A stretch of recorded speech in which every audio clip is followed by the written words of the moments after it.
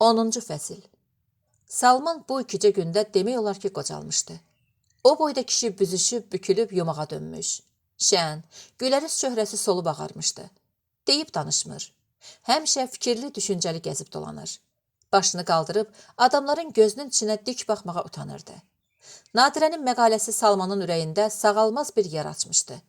Əgər o arvadının yazdığını çap olunmamışdan əvvəl, əlyazması şəklində stolun üstündən götürüb oxumasaydı, bəlkə də ürəyi bu qəfil zərbiyə dözməyib partlardı. Onda Salman məqaləni cırıb yandırmaq istəmişdi. Ancaq sonra fikrini dəyişib, lənət sənə kör şeytan, demişdi. Həm də özü ondan qabağa düşüb məqaləsini çap etdirdiyinə görə, Nadirənin təzədən bu məqaləni dərc etdirəcəyinə, o cavanın da, üstəlik Salmanın özünün də yazdığını heç puç edəcəyinə o qədər də inanmamışdı. Lakin Nadirə görünür heç vaxt öz elmi prinsipiallığından əl çəkmək fikrində olmayacaqdı. Məni öz evimdə öz adamımın əli ilə vurdular, deyə düşünən professor bilirdi ki, başqa heç kəs onu bu şəkildə vurmağa cəsarət edə bilməzdi. Nadirə niyə? Nəyin xatirinə belə eləyirdi? Bəlkə onun bir məqsədi vardı. Olmazdı mı? Bəlkə o daha Salmanı sevmir. Ondan bezib. Ya bəlkə o doğrudan da ərinin ad-sanına, şöhrətinə paxıllıq eləyir. Yox. Nadirə həmişə ərinə mehriban olmuşdu. Onun yeməyinə, içməyinə, sağlamlığına, istirahətinə xüsusi diqqət yetirmiş. Hətta bu və ya digər elmi məsələ üstündə mübahisə edib bir-birini acılayanda da Nadirə söhbəti dəyişən kimi özü də dəyişmiş. Əvvəlki mehriban, qayğıkeş qadın olmuşdu. Salman buna həmişə heyrət edirdi. Çünki o özü bunu bacara bilmirdi. Əgər hirslənibsə, o Nadirə ilə danışmaq belə istəməzdi. Belə hallarda qadın onun könlünü almağa çalışır. Sakit, mehriban bir əda ilə. Axı bu mübahisənin bizim ailə həyatımıza heç bir dəxli yoxdur, deyirdi. Sən nə üçün belə eləyirsən? Əgər mənim dediyim bir şey sənin xoşuna gəlmirsə, nə üçün qaşqabağını sallayırsan? Elm elmdir, ailə isə ailədir. Bu mübahisələrdən mən yaman qorxuram Nadirə. Mənə elə gəlir ki, bunlar bizi bir-birimizdən uzaqlaşdırır. Mənsə ayrı cür düşünürəm Salman. Bu mübahisələrin bizim aramızdakı ailə səmimiyyətinə, məhəbbətinə gərək pis təsiri olmasın. Salman Nadirənin məqaləsini qəzetdə görəndən sonra 2 gün üzü qoyulu yatdı. Nə çörək yedi, nə bir kəlmə danışdı. Ancaq hər 3-4 saatdan bir Nadirə özü kətilin üstünə qoyduğu külqabını aparıb boşaltmalı olurdu. Bacı, Salman deyəsən kefsizdir, deyə Sədəf soruşanda Nadirə fikirli-fikirli cavab verdi. Hə, nasazdır, keçib gedər. Nadirə üzdə keçib gedər deyirdi. Ancaq içəridə ürəyini yiyirdi. Birdən kişiyə xətər zad toxunar. Hirsindən, hiqqəsindən başına bir iş gələr. Dəvə kimi kinlidir, deyə düşünür, özünü danlayır. Peşmançılıq hissi onu rahat bıraxmırdı. Salman, dur çörəyini ye Salman. Məndən incimisən? Sən mənim canım, dur ayağa. Ürəyim sıxılır, dur ayağa. Ancaq Salman durmur. Bu üzü üstdən o üzü üstə çevrilir. Ona yanaşıb könlünü almaq istəyən Nadirəyə xəyanətkar deyərək təhqir edir. Yenə acığı soyumurdu. 2 gün beləcə davam etdi. Nadirənin bütün sualları cavabsız qaldı. Gərək yazmayaydım, deyə yenə o özünü danlayırdı. Hər yerdə hamı Nadirədən danışırdı. Kişinin qızı o boyda professorun arxasını yerə qoydu. Nə qorxmaz arvad da bu? Canım üçün, bir kişi bu cəsarəti eləməzdi ki, o eləyib. Hələ bizim mətbuat tarixində belə şey görünməyib, patonla. Arvad kəllədir, sən öl. Deyəsən bir-birini sevmir bunlar. Bu söz söhbətləri yaxşı ki Salman eşitmirdi. Ancaq o həssasdı. O sözləri görməzə bilməzə də eşidir, duyurdu. 3-cü gün Nadirə daha dözə bilmədi. Gəlib çarpayısının yanında oturdu. Əlini onun başına çəkdi. Salman, yaxşı da, qalx da, uşaq kimi küsürsən, yekə kişisən. Dur, işə gecikirsən. Salman dikəldi. Onun üz gözündə bir heybət, qorxu vardı. Gözləri qızarıb iriləşmişdi. İndi mən nə üzdən cəmaatın arasına çıxım, hə? Cavab ver, nə üzdən çıxım? Deyə o gür səslə qışqırdı. Nə üzdən çıxım, nankör arvad? Salman, sakit ol, yalvarıram, sakit ol, deyə Nadirə onun hirsini soyutmağa çalışdı. Nə sakit ol? Necə sakit olum? Məni biyabır elədin, yerə soxdun məni. İndi mən idarəyə necə gedim? Şöbəyə necə gedim? Bu suallar Nadirəni də sarsıtdı. O, Salmanın düşdüyü vəziyyətin ağırlığını bütün dəhşəti ilə yalnız indi. O, çığıra-çığıra bu sözləri deyəndə dərk elədi. Utanırdı. Salman utanırdı. Bəlkə də onu ayrı bir adam tənqid eləsəydi, bu qədər yandırıb təbdən haldan çıxarmazdı. Salman bunu heç cür sinirə bilməzdi. Sən bu ailəni dağıdacaqsan. Sən bu evi məhv edəcəksən. Elə. Nə bilirsən elə. Mən sənin üçün yad adamam daha. Özgəyəm. İki qoçun başı bir qazanda qaynamaz deyiblər. Düz imiş. Atan o tərəfdən, sən bu tərəfdən. Bayraq qaldırın. Rüsvay eləyin məni. Öldürün məni. Axırıma çıxın mənim. Düşmənim ocaq başındaymış. Mənim dərdimə bax. Azarıma bax. Salman boğazının damarları göyərə-göyərə 2 gündən bəri yığıb saxladığı kilini tökdükcə, Nadirə nəfəsini udub rəngi ağarmış halda qulaq asırdı. Salman çox söz dedi. Nadirə dözə bilmədi. Çiyinləri atıla-atıla təzədən ağlamağa başladı. 3 günün təkliyi, evdəki məzar sükutu, qan qaralığı göz yaşlarına çevrilib, yanaqları aşağı axanda Salman səsini indirib sustu. Nadirə ağlayıb ürəyini boşaltdı. Salman bircə dəfə də olsa ona ağlama demədi. Sakitcə durub baxdı. O, nə qədər daş ürəkli adam olsa da, Nadirənin ağlamasına tablaşa bilmirdi. Bununla belə o özünü saxladı. Nadirə gözünün yaşı qurumamış ərinə yaxın gəldi. Salman, dedi, məni bağışla. Səni incitmişəm. Neyniyim? Təbiətim belədir. Özümlə bacara bilmirəm. Salman, o barədə daha danışmayaq. Vaxt gələr? Yox. Heç bir vaxt lazım deyil. Salmanın hissinin hikkəsinin üstünə Nadirənin göz yaşları su çilədi. Olan olub, keçən keçib. Daha nə etmək olar? İndi dost düşmən gülüncü olmuşam. Üstəlik arvadla umuküsü saxlasam, məsələ biraz da gəlizləşər. Bax, indi bu ağlayır qabağımda. Arvaddır. Arvadın göz yaşı ovcunun içindədir. Ancaq o aranı sakitləşdirmək üçün belə eləyir. Bildiyini dədəsinə verən deyil. Onu yaxşı tanıyıram. Kişi ol Salman. Özünü ələ al, deyə düşünən Salman, daxili gərginliyini boğmağa çalışaraq papirosunu sümürdü. Yaxşı, dur geyin gedək işə. Onlar həyətdə maşına mindilər. Prospektə çıxandan sonra Volqa qanad açıb uçmağa başladı. Nadirə Salmanın hərəkətlərində bir qeyri-adilik görüb qorxuya düşdü. Yavaş sür Salman. Yox, maşını aşırdacam Nadirə. Səni də öldürəcəm, özümü də. Maşının sürəti doğrudan da artdı. Ədə, yavaş. Salman yanında oturan və həqiqətən də əl-ayağa düşən Nadirəyə baxıb güldü. Hə, canlı nə çox istəyirsən, dedi. Zarafatı boşlasan Allah. Salman ayağını qazdan çəkdi. İndi də gedib milisə xəbər verərsən ki, bəs Salman məni öldürmək istəyirdi. Çox inandırıcı çıxart Nadirə. Sən məni tənqid etdiyinə görə mən səni öldürmək istəyirmişəm. Çox ağlabatan şeydir. Salman rişxəndlə güldü. Nadirə başa düşdü ki, əri daha ona o qədər etibar eləmiş. Ondan hər şeyi gözləmək olar deyə düşünür. Bu onu çox kədərləndirdi. Bu Nadirənin neçə gündə çəkdiklərinin hamısından ağır və dözülməz idi. Onlar idarəyə qoşa gələndə hamı təəccüb elədi. Bunlar necə ər-arvaddılar? İşin axırına yaxın professorun şöbəyə gəlib işçilərlə səmimi salamlaşandan sonra Nadirəyə üst tutub həlim səslə. İlqar bizə 2 bilet götürüb. Axşam konsertə gedəymi Nadirə? Deməsi bu heyrəti daha da artırdı. Elmi hər şeydən uca tuturlar. Belə tənqidə dözmək ancaq və ancaq böyüklük əlamətidir, deyə ürəyindən keçirənlər də az deyildi. 11-ci fəsil. Gülmirənin yanaqları pörtmüşdü. Ürəyi şiddətlə döyünür. Gözləri məst adamın gözlərini oxşayırdı. Sifətinin qızartısı onu daha da qəşəkləşdirmişdi. O gördüyünə inanmaq istəməyənlər təki hələ də mətbəə iyi verən boz cildli məcmuənin 65-ci səhifəsində iri, qara hərflərlə yazılmış adını, familiyasını təkrar-təkrar oxuyur. Səhifələri dönə-dönə vərəqləyir və bundan indiyəcən heç vaxt, heç yerdə hiss eləmədiyi bir nəşə alırdı. Bu onun mətbuatda çap olunan 2-ci məqaləsi idi.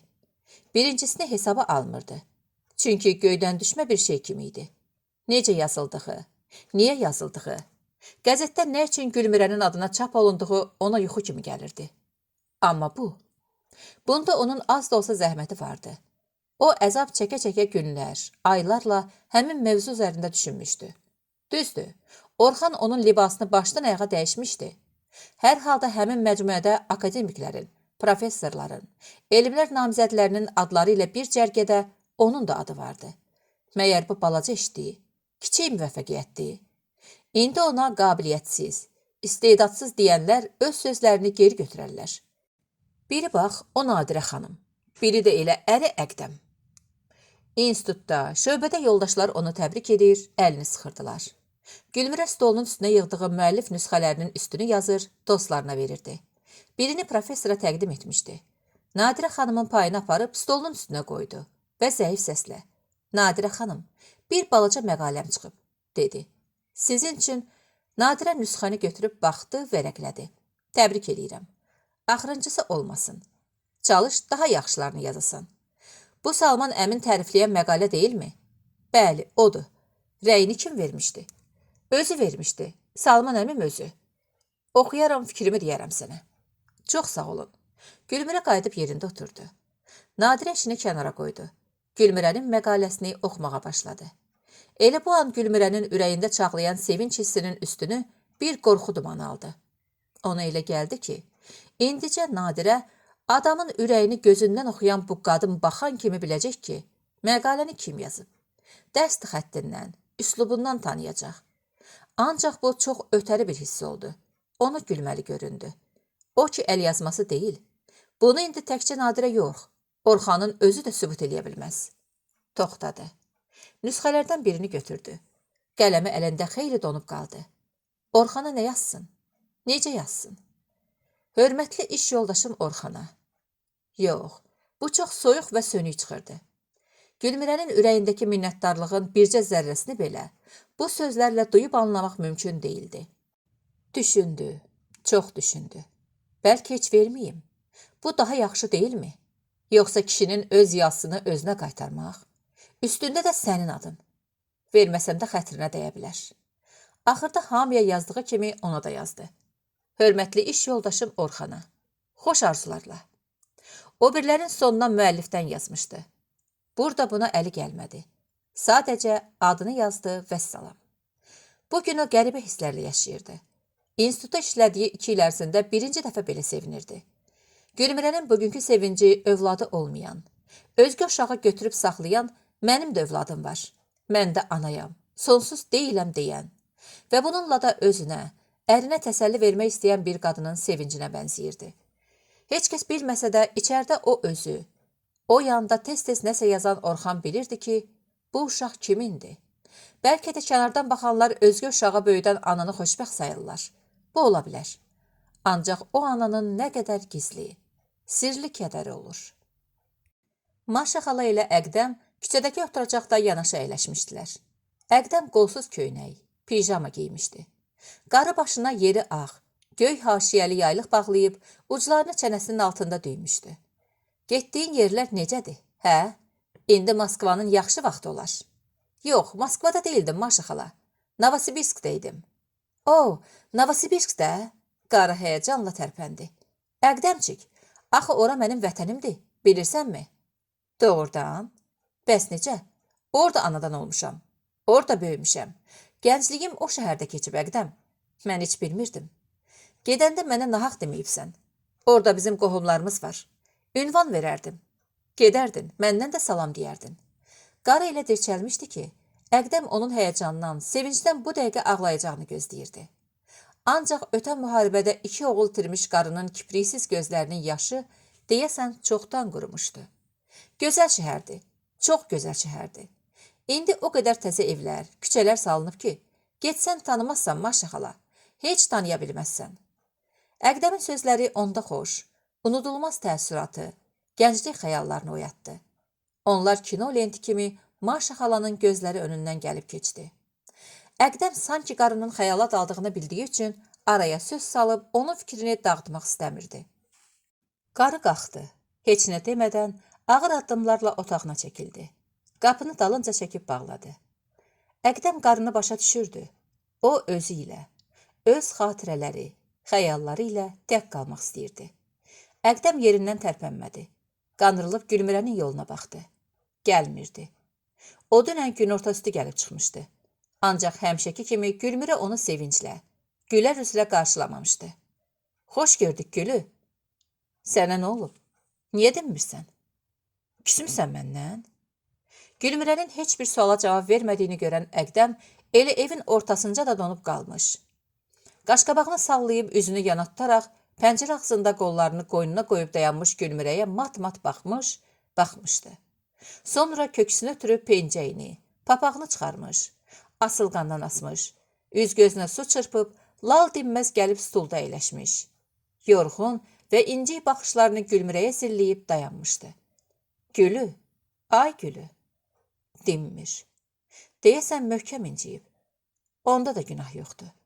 4 aydan çoxdur getmişəm. Haqqı var. Ancaq mən neyniyim? Neyliyim mən? Deyirəm, çıx işdən. Aparım səni özümlə. Buna nə özü razıdır, nə anası. Yaxşı ki, anası qonşuluqda olur. Yoxsa, deyə Əqdəm ürəyində götür-qoy eləyirdi.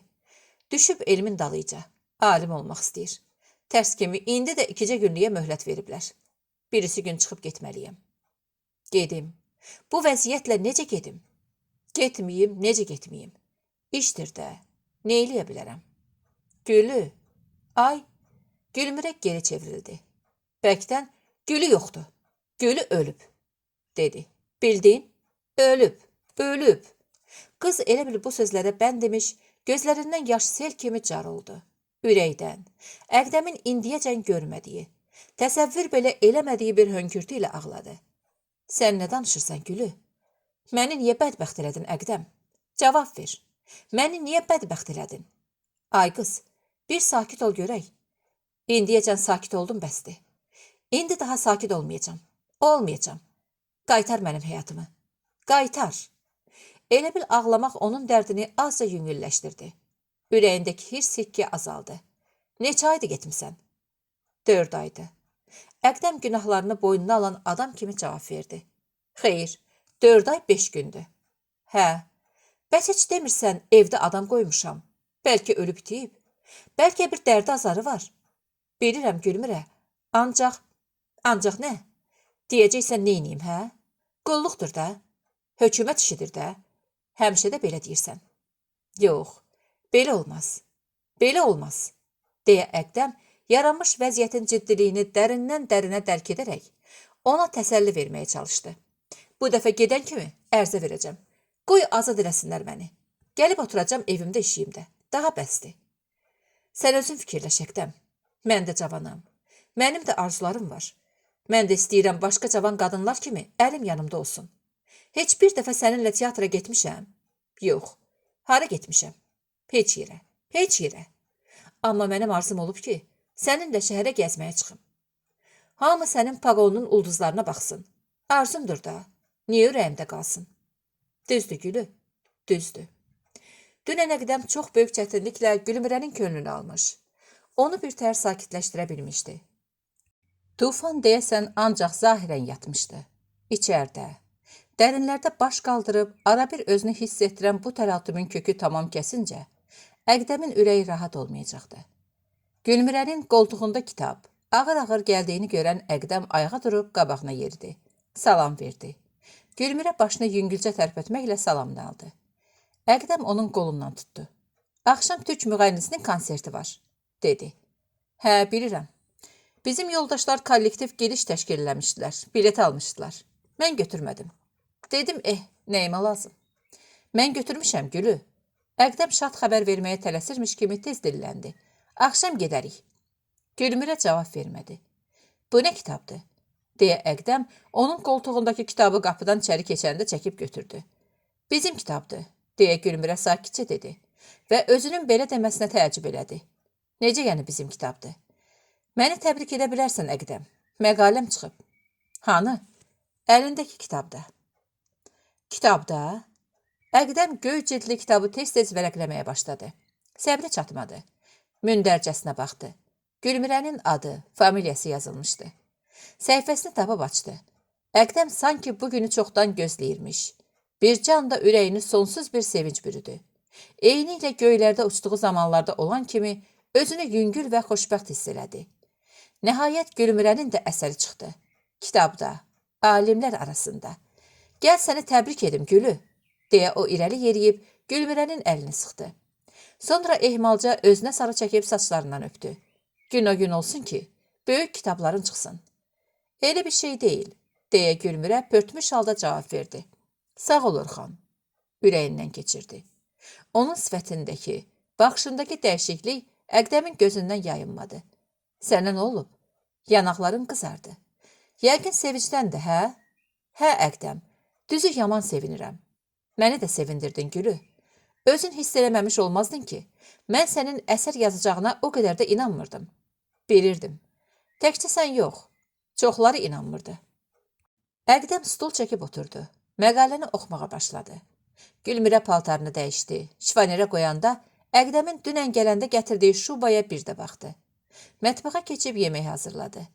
Mütəxəssislər nə deyirlər? Tərifləyirlər Əqdəm. Gülmürə ona baxmadan cavab verdi. Kimlər oxuyub?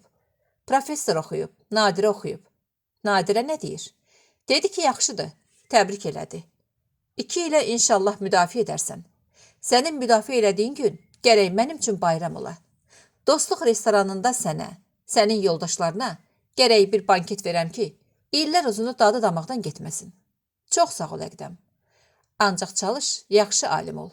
Barmaqla göstərsinlər səni. Elə deyil? Əlbəttə elədi. Axşam Yaşıl teatrın qabağında adam əlindən tərpənmək olmurdu. Teatrın 4 yanı gömgöy ağaclarla əhatə olunmuşdu. Elə bir teatr meşə içində bir tala idi. İçəri keçənlər yanaşı gəzişir. Balaca meydançada dövrə vururdular. Yuxarıdan baxan olsa, adamlardan ibarət bir dairənin təkər kimi fırlandığını görərdi. Gülmürənin əynindəki paltar elektrik işığı altında alışıb yanırdı. Adama elə gəlirdi ki, göz kimi qızaran o nöqtələr indicə alova çevrilib, hərbi geyimli o cavanın yanınca hərlənən bu gözəl gəlini yandırıb külə döndürəcək. Ancaq yox, o közərə-közərə gəzirdi. Birinci zəng vuruldu. Adamlar yavaş-yavaş cərgədən çıxdılar. Dairə pozuldu və oturacaqlar dolmağa başladı. Əqdəm çoxdan Gülmürə ilə nə teatrda, nə də kinoda olmuşdu. Bu axşam onun üçün xüsusilə mənalı və gözəl idi. Onlar öz yerlərini tapıb yenicə oturmuşdular ki, kimsə dedi. Gülmürə, salam, sən də buradasan? Gülmürə çevrildi. Orxan, salam. Cəfər də buradadır ki. Orxan soruşdu. Bəs sən bayaq bilet götürmədin axı? Hə, götürmədim. Əqdəm götürüb. Gülmürə azca qızardığını özü hiss elədi. Əli ilə Orxanı və Cəfəri tanış eləmək lazım olduğunu az qala yadından çıxarmışdı. Əlini irəli uzadıb. Tanış ol Əqdəm. Mənim iş yoldaşlarımdır, dedi. Orxan, tanış ol. Mənim? Əqdəm qalxıb arxa cərgədən əlini ona uzadan Orxanın əlini tutdu. İkisi də bir-birinin əlini möhkəm sıxdı və Orxan düz onun gözlərinin içinə baxdı. Orxan Əqdəmi birinci dəfə görürdü. Onun geyimi, üzünün xoşbəxt və məmnun ifadəsi Orxanın ürəyində qəribə hisslər oyatdı. Niyə də xoşbəxt olmasın? Xoşbəxtlik yanında oturub. Orxan Əqdəmin boynunun ardına, paqonlarına, enli kürəyinə baxır. Gizli bir duyğu onun sinəsində alışıb yanan hisslərin əbəs olduğunu dönə-dönə qulağına pıçıldayırdı. Orxan məyuslaşırdı. Ona elə gəlirdi ki, Əqdəmin arxada, boynunun ardında da 2 gözü var. O, Orxanın ürəyinə nüfuz edir. Oradakı qəribə, anlaşılmaz duyğuları görür. Oğlanı məzəmmət edirdi. Eyib olsun Orxan. Özgə saadətinə göz tikmək mərdlik deyil Orxan. Elə bir Gülmürə də bu axşam İstanbul müğənnisinin məlahətli səsindən həzz ala bilməyəcəyini irəlcədən görüb narahat olmuşdu. O yerində tez-tez qurdalanır. Əqdəmə sığınıb hərdən qulağına nəsə pıçıldayırdı. Konsert başlanmışdı. Gözəl, sarışın saçlı bir türk qızı səhnədə həzin və kədərli, məlahətli və oynaq mahnılar oxuyurdu. Orxan onların ikisinin arasından səhnəyə baxırdı. Gülmürə isə Əqdəmə çox yaxın oturduğundan Orxan tez-tez boylanmalı olurdu. Gecə keçmiş yarıdan, aman yar, deyə xanəndənin pərdə-pərdə gah enib, gah qalxan səsi Orxana yuxularda eşitdiyi sihirli səsləri xatırladırdı. Bu axşam qəribə axşam idi. Bu axşam nəğmə ilə, musiqi ilə, kədər və sevinclə nəfəs alan bir axşamdı. Orxan bu gecəni çətin unudardı. 12-ci fəsil. Şəhərdə görünməmiş istilər başlamışdı. Günəş dənizdən baş qaldırıb çıxandan ta uzaqlarda gözdən itənəcən yeri göyü yandırıb yaxırdı. Qır döşənmiş yollar, səkilər elə yumşalmışdı ki, yeriyəndə adamın ayağının izi qalırdı. Axşam çağları su çiləyə maşınlar küçələri dolaşıb isladanda yerdən buğ qalxırdı. Damların çardağı altında, navalçalarda, hündür ağaclarda yuva salmış boz sərçələr dalda yerə qonaraq ağızlarını taqətsiz açıb yumurdular. Şəhərdən adam xeyli azalmışdı. Bəzi ailələr yaylaqlara, Abşeron bağlarına, dəniz kənarına axışıb getmişdilər. Bu istilər Müseybin vecinə deyildi. Gileygüzarı yox idi. Çünki o yay-qış həmişə yük daşımışdı. Cəmaat soyuqdan donanda o barmağı ilə alnının tərini silərək yerə tökmüşdü. Onu narahat eləyən isti yox, Salman idi. Qızı Nadirə idi. Salmanın o günkü soyuqluğu, gözlərindəki istehza, dodaqlarındakı ikrah qarışıq təbəssüm vaxt ötüb soğuşduqca ona daha çox yer eləyirdi. 7 qatından keçirdi. Demək belə, mənim yüksək olmağım bunun şəninə kəsir imiş. Böyüyüb. Alim olanda nə olar? Ağac bar verəndə başını aşağı tikər. Tfu, mənim bəxtim belədir. Heç kəsdən yarımadım. Kişi ürəyinin lap dərinliyində kürəkəlindən çox-çox incidiyini duyub kədərlənirdi. Əvvəllər belə deyildi. Əvvəllər gələndə Müseybi ayrı cür qarşılardı. Nərdə oynayardı. Qonaq çağırsaydılar, Müseybi də özləri ilə aparardılar. Onda Müseybin əlinin bütün qazancı təzəcə uyuşmuş, hələ bəkdən boşdan çıxmamış bu kiçik ailənin cibində, əynində və süfrəsində idi. Ötən illərdə poçt işçiləri hər ay bir dəfə Salmanın qapısını döyüb pul kağızı gətirəndə o özü də, arvadı da hədsiz dərəcədə sevinirdilər. Bu kişinin yaxşılığının əvəzini necə çıxacaqlarını düşünüb, sağlıq olsun, əlimiz bir yerə çatar, biz də adamlığımızı göstərərik, deyirdilər. Çünki onda Salman adicə bir aspirant idi. Onda Müseybin vağzalda onun bunun yükünü daşımasının Salman üçün heç bir eybi filanı yox idi. Bəli, onda belə idi. Amma indi bu Salmanın atsanına ləkə imiş. Hambal Müseybin kürəkənidir. Bundan ehtiyat edir. Sorğular, suallar çözələnir. Kişi düşündükcə qızının da ona göstərdiyi canıyananlıq, qayğıkeşlik bir saxtakarlıq pərdəsinə bürünüb onun gözlərində əriyir. Heç olub gedirdi. Al bu pulu. Ged özünə yaxşı bir kostyum al. İndi başa düşürəm bu nə deməkmiş. Bu paltarda qapılarına gələcəyimdən utanırmışlar. Pəh, sənə nə oldu qızım? Axı sən mənim istəkli qızım idin. Gözümün yağını, əlimin qazancını sənə yedirtdim axı. Bala, budurmu mənim haqqım? İndi sən də öz doğma atanı bəyənmirsən? Əgər belədirsə, mən sizin qapını açıb girmərəm. Yox, heç vaxt. Axı bizi bir-birimizdən ayıran nədir? Bala, paltardır. Təkcə paltar. Saat 5-də Rəhim işdən gəldi. Yorğun, halsız, taqətsizdi. Qara köynəyi tərdən islanmışdı. Babası taxtın üstündə balışa dirsəklənib uzanmışdı. Salamlaşdılar. Rəhim yuyundu, sərinlədi. Sədəf ertədən atlama hazırlayıb qoymuşdu. Rəhim süfrə salıb babasını da dəvət elədi. Ancaq kişi əl vurmadı. İndicə yemişəm, dedi. Rəhim çörəyini yeyib qurtarandan sonra Müseyib kişi damağına bir papiros yandırıb qoydu. Sorğu suala başladı. Ceyhunla yaşıdsan, heylədimi Rəhim? Bəli baba. O da bu il 9-cunu tamam elədi. Bəli baba. Özü necə oğlandı bala? Oğlandı da. Mən o gün göz qoydum. Deyəsən aranız sərindi. Heylədimi? Rəhim dinmədi. Xalası oğlu haqqında giley eləməyi, onun soyuqluğunu, özünü çəkməyini babasına deməyi əskilik sayıb, kişinin sualının üstündən ötmək istədisə də, mümkün olmadı. Baba israr edəndə dedi. Xalam oğlu olsa da, xoşum gəlmir baba. Nətər yəni? Lovğadır, özün dartır. Lovğalanırsa heç. Lovğalıq çox yaman mərəzdir bala. Kimi ki cəngəlinə çaldı, ondan çətin adam çıxar. Bir dəfə mənim ürəyimə elə toxunub ki, deyə Rəhim incik səslə davam elədi. Nətər yəni? Nə üstə bala? Onda Volqanı təzə almışdılar. Ceyhun maşında idi. O günəcən elə bilirdim ki, biz qardaşıq, bir evin oğluyuq. Elə bilirdim o maşın mənimdir də. Dedim qapını aç, mən də minim. Başını pəncərədən çıxarıb ayaqlarıma baxdı. Ayaqlarım palçıqlıdır. Ged o gölməçədə yu, sonra gəlmin, dedi. Bu söz mənə çox toxundu. Ayaqlarımda palçıq zad yox idi. Olsaydı əlbəttə inciməzdim. Ağlını kamalına qurban olun bala, deyə Müseyib kişi heyran-heyran nəvəsinə baxıb sustu. Axşam Sədəf gələndə ikilikdə Nadirədən, Rəhimdən söhbət açdılar. Elə o vaxtı, deyə Sədəf kədərli halda sözə başladı. Cahangir rəhmətə gedəndən sonra ev-eşik məni sıxdı lələ. Otura bilmədim. İş yox, sənət yox. Uşağı dərsə yola salandan sonra elə bilirdim divarlar üstümə gəlir. Onda Nadirə gilə gedib gəlməyə başladım. Görürdüm ev-eşiyi tör-töküntü olur. Qonaqlı qaralı evdir. Gələn var, gedən var. Əl uzatdım, kömək elədim. Yazıqdır bacım dedim. Həm idarədə işləyir, həm də evdə. 5 dəqiqə fürsət tapan kimi yenə kitab, qələm. Bəlkə sən bilmirsən, lələ, böyük adamdır. 3-4 dənə bax, bu qalınlıqda. O baş barmağı ilə şəhadət barmağını maşa kimi ayırdı. Kitabı çıxıb.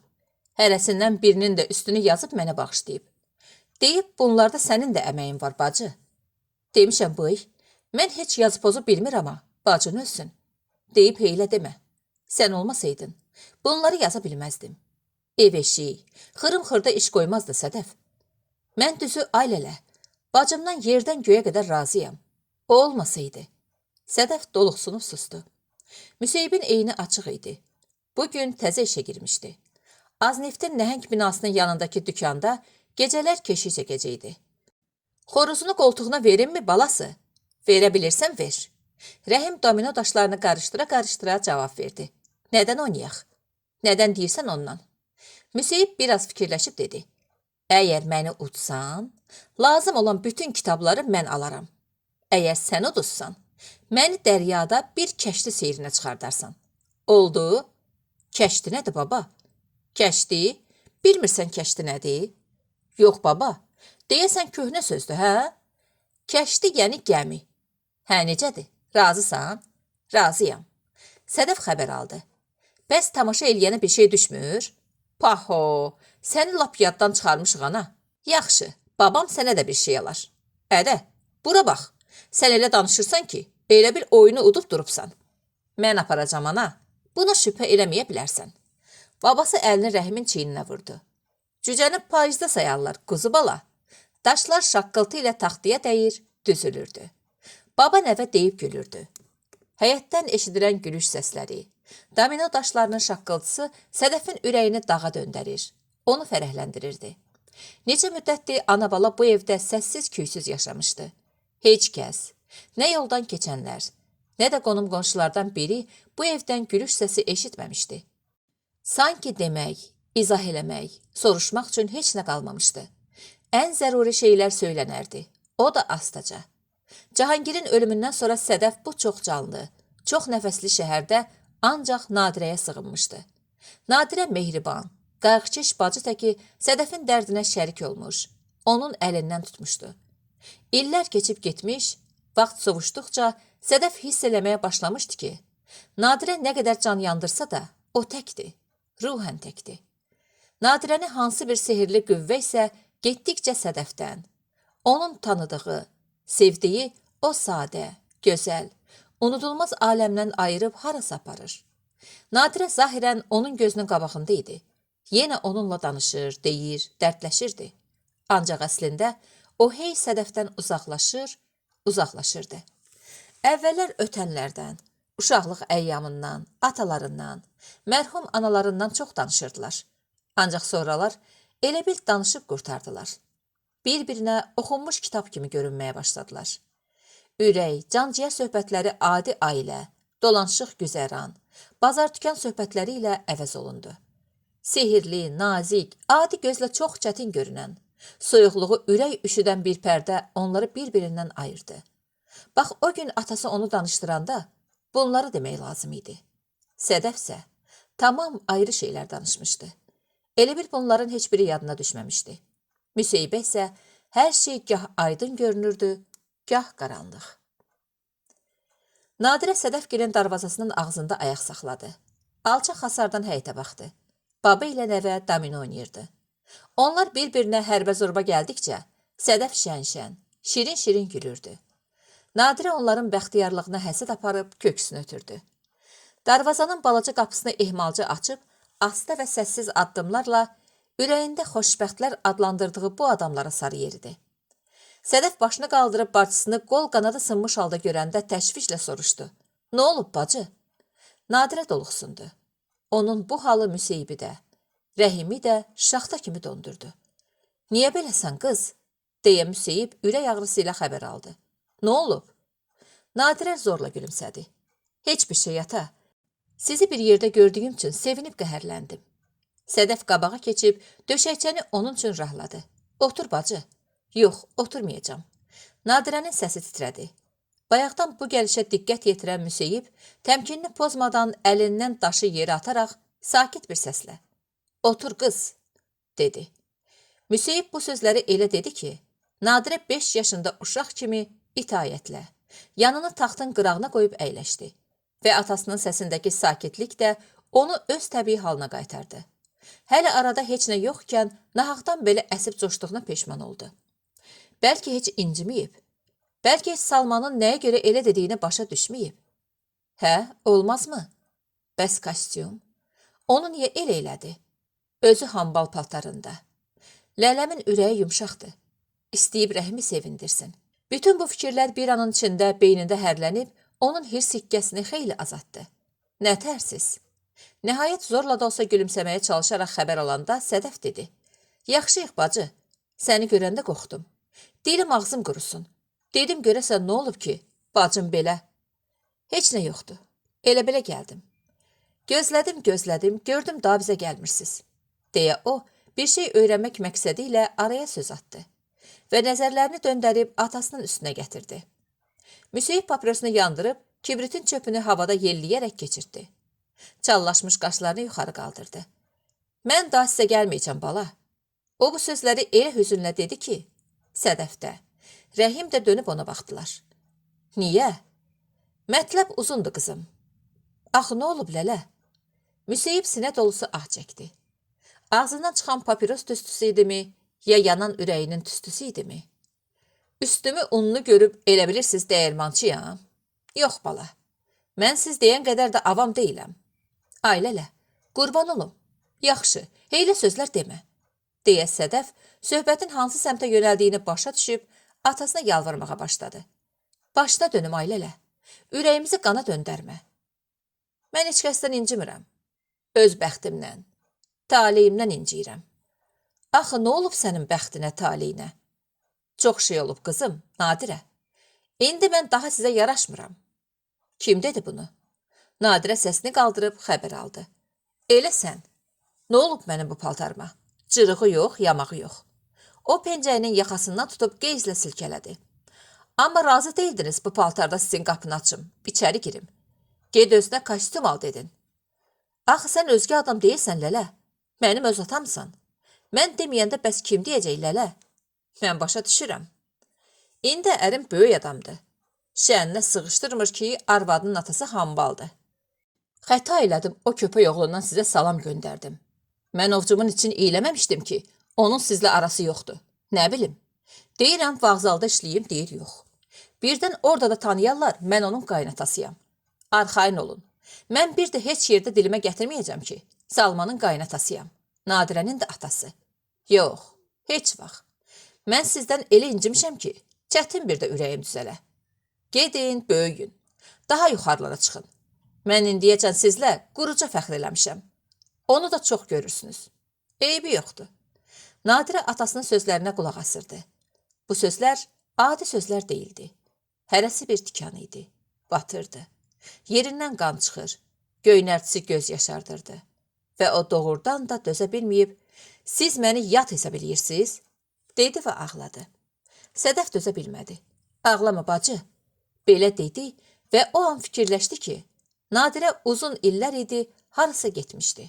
Sədəfin, Müseyibin tanıdığı, sevdiyi Nadirə. Getmişdi. Bax, indicə, o ağ mirvarilər kipriklərindən bir-bir qırılıb üzü aşağı töküləndə qayıdıb gəldi. Bəli, bu o Nadirə idi. 13-cü fəsil. Quş qanadla uçar, insan dilə ilə deyiblər. Uzun müddət zəifliyin, inamsızlığın əzablı məngənəsində sıxılıb yumağa dönmüş Gülmirənin məqalə çıxandan sonra qırışığı açılmış, şax gəzməyə, şad görünməyə başlamışdı. O üzündə olmazın güc-qüvvət hiss eləyir. Arabir ürəyinin dərinliklərində oğrun-oğrun baş qaldıran mənfur qorxu, utancaqlıq, gücsüzlük duyğusunu boğur, həvəsə, inamı sığınaraq onların qadir qanatlarında havalandıqca havalanırdı. Orxan da elə adam deyildi ki, elədiyi azmaz yaxşılığı hər dəqiqə xatırladıb baş qaxıncı eləsin. Orxan Gülmirənin qorxduğunu, əzab çəkdiyini duyurdu. Nəinki yada salan bir şey demir. Hətta son vaxtlar ona baxmağa, uzun-uzadı söhbət eləməyə belə çəkinirdi. Qoy sıxılmasın. Qoy gözəl çiçək özünü şax tutsun. Xırdalanıb balacalaşmasın, deyən Orxan ürək çırpıntıları ilə onun gözəlliyini təkrar-təkrar yad edir. Belə qəşəng bir qadını sevdiyinə görə özünü xoşbəxt sayırdı. Gülmirə gecəli-gündüzlü öz gücsüz, aciz qələminə sarılıb işləyir, yazır pozur, tər tökürdü. Mövzusuna aid əsərləri, məqalələri, materialları dönə-dönə oxuyur. Hər adi sözə, cümləyə, təsvirə başqa gözlə baxmağa çalışır. Düşündüklərini ağ kağız üzərinə tökürdü. Cümlələri nahamar çıxırdı, fikir qırıq olurdu, ardıcıllıq az idi. Ancaq bunları o aydın görə bilmirdi. Olsa-olsa tutqun şəkildə hiss eləyirdi. Bəzən yorulur, bezir, ağlamaq dərəcəsinə gəlirdi. Qələmi hisslə stolun üstünə çırpır. Qaralmış səhifəni cırıb yerə atırdı. Stola, kağıza, qələmə nifrət eləyən vaxtları da az olmurdu. Atacam, yazmayacam, yaza bilmirəm, yaza bilmirəm, deyə öz-özünə söylənir, taqətsiz halda çarpayı uzanıb ağlayırdı. Elə bil ona başı buludlara toxunan dağa dırmaşmağa əmr etmişdilər. Bu əmri verəndə onun yaxşı yeriyə bilmədiyini, gücsüz olduğunu, şikəstliyini nəzərə almamışdılar. Tək əmri verənlər yox, özü də. İndi isə artıq gec idi. O yola çıxmışdı. Bu ağır səfərə başlamışdı. Bunu əri də, yoldaşları da bilirdi. Yarı yoldan geri qayıtmaq istəmirdi. Dişi ilə, dırnağı ilə olsa da, o dağın sihirli, cazibəli zirvəsinə dırmaşmalı, ölsə də orada, o zirvədə ölməli idi. Ona bu çətin səfərdə əl tutan bir nəfər vardı. Orxan. Hardasa, lap yanında dayanmışdı. Gülmirə onun hərarətli hənirtisini duyur, məftun baxışlarını görürdü. Orxan tez-tez ona ürək-dirək verir. Qorxma, qalx, qalxacaqsan, deyirdi. Atasının dostu, Gülmirəni öz Ceyhunu kimi istəyən professorun da səsi arabir eşidilirdi. Ancaq o uzaqda idi. Zirvədə dayanıb çağırırdı. Çox zaman gözləri qaranlıq gətirən, ümidsizliyin girdabında çapalayan Gülmirə onu görmürdü. Qulaqları gürüldəyir. Professorun səsi eşidilməz olurdu. Neçə gün bundan qabaq işdən çıxıb evə gedəndə yolunu dəniz qırağından salan professor Gülmirə ilə xeyli söhbət etmiş. Əqdəmi xəbər almış. Dolanışığı ilə maraqlanmışdı. Sonra söz-söhbət dolanıb Gülmirənin elmi işinin üstünə gəlmiş. Professor onun məqaləsini təkrarən ağız dolusu tərifləmişdi. Çox ağıllı, samballı məqalədir qızım. Neçə-neçə yerdən mənə zəng eləyib soruşurlar ki, bəs ay professor, bu Gülmirə xanım kimdir axı? Deyirlər əsəri fövqəladə xoşumuza gəlib. Deyirəm bu həmin qızdır ki, Füzulinin avtografını tapıb nəşr elətdirib. Deyirlər əhsən, əhsən. O gün bölmənin iclasında akademik Aslanzadə də səni xeyli təriflədi. Ancaq bu yağlı sözlərdən qoltuğun qarpızlanmasın. Başını sal aşağı, otur işini yaz. Gülmirə qızarıb susmaqdan savayı ayrı çarə görməmişdi. Dissertasiya nə vəziyyətdədir? Gülmirə bir həftə bundan irəli sıxıla-sıxıla Orxana verdiyi kağız qovluğunu göz önünə gətirib azca cəsarətlənmişdi. 2 fəslini qaralamışam, professor. Bax belə, qaralamışam. Əhsən, yazmışam yox, məhz qaralamışam. Təvazükarlıq yaxşı şeydir. Bir də gərək əl gəzdirəm. Çox gözəl. Professor sevinclə səslənmişdi. Bax, varam buna. İndiki cavanlarda bu çox az tapılan keyfiyyətdir. Bəziləri deyir ki, mən yazdım. Daha onu gərək heç kəs dəyişməsin. Yox, bu elmin yolu deyil. Gərək əsər dönə-dönə yazılsın. Gərək əsər, necə deyərlər, mürəkkəbdə çimsin. Yoxsa ayrı cür nətər əsər yazmaq olar? Alimin, yazıcının əlini qələm döyənə eləmədi. Ondan bir şey çıxmaz. İndi əsrimiz sürət əsridir. Namizədlərə ehtiyacımız çoxdur. Bilirsən, institutumuz cavandır. Kadr lazımdır bizə. Bəli, kadr. Axşam sərini düşmüşdü. Onlar bulvarın Venesiya hissəsində ayrıldılar.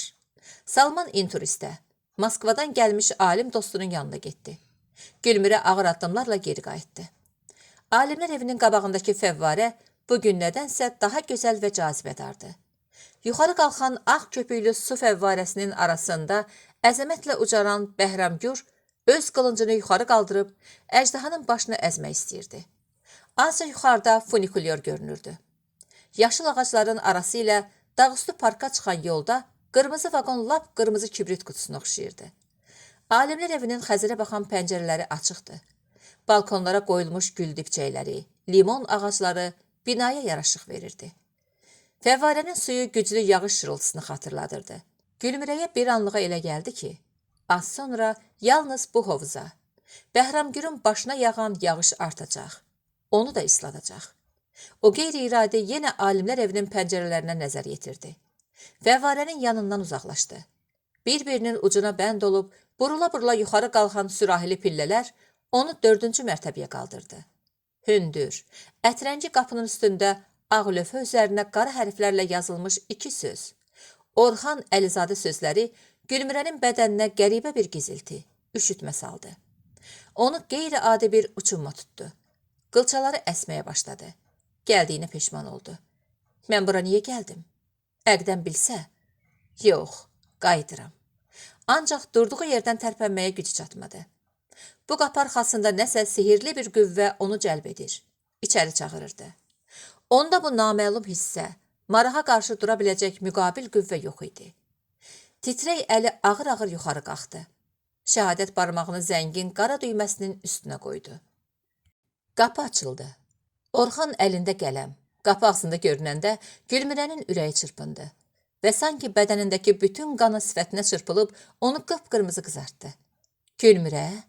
Gözlərinə inanmayan Orxan qızın adından başqa söz bilmirmiş kimi heyrətlə səslənib sustu. Onun gözləri sevinclə parlayırdı.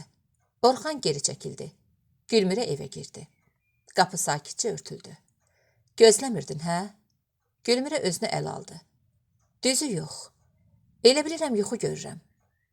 Həyatda bəzən möcüzələr olur. Ancaq yuxunun həqiqət olacağını mən heç vaxt görməmişdim, Gülmürə. Axşam yuxuda görmüşdüm ki, sən bizə gəlmisən.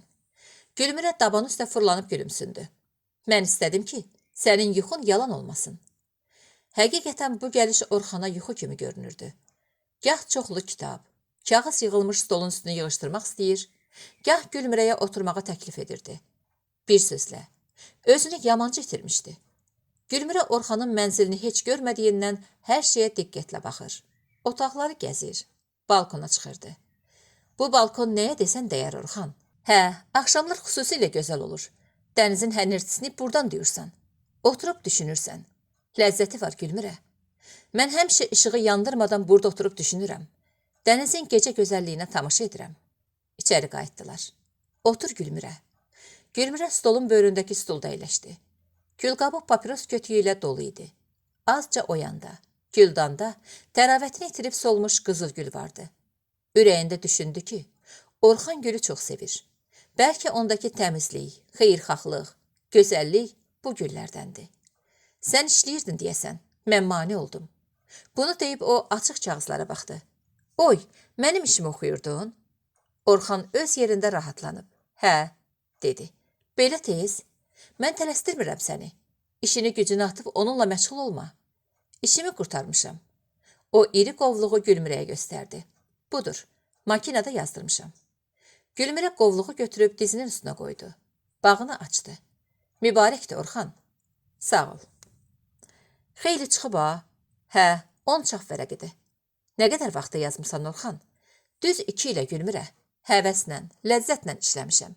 Mirzə Cəlil qədər sevdiyim ikinci bir yazıcı yoxdur. Nəhəngdir. Onu dərd danışdırıb. O da tədqiqatçını danışdırır. Hər əsərini demirəm. Hər cümləsinin altında neçə böyük mənalar gizlənib Gülmürə. Oxuyursan, heyran olmaya bilmirsən. Deyirəm, bu yaradıcılıq işinin qəribə sehirləri, sirləri var.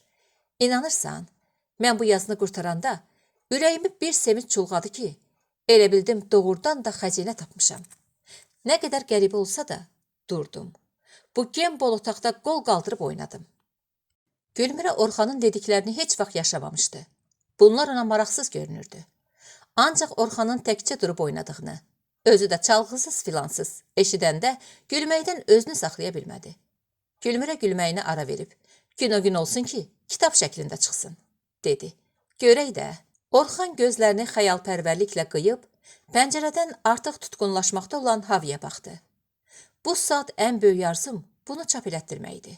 Sonra ölsəm də, ürəyimdə niskilim qalmaz. Ölmək nədir? Gülmürə qovluğun ağzını bağlayıb stolun üstünə qoydu. O bayaqdan danışıb gülürdüsə də, fikri-zikri öz yazısının yanında idi. Stolun bir tərəfinə səliqə ilə yığılmış yazılı səhifələr görəsən nə haldadır? Deyir, işləmişəm. Gülmürə bu düşüncələrdəykən Orxan onun əsərinin təzədən özü hazırladığı 2 fəslini götürüb dedi. Oxudum Gülmürə. Sustu. Sanki hardan, necə başlayacağını hələ fikirləşməmişdi. Kağızları vərəqləməyə başladı. Gözlərini Orxanın çevirdiyi səhifələrdən çəkməyən Gülmürəni dəhşət bürüdü. Səhifələr oxunmaz hala düşmüşdü. Az qala hər sətrin üstündən xırda, səliqəli xətlə yeni cümlələr yazılmış. Müxtəlif oxlar və işarələrlə sağa, sola xətlər çəkilmiş. Səhifənin arxa hissəsi də yazılıb qaralanmışdı. Vərəqlər çox qarışıq bir xəritəni yada salırdı.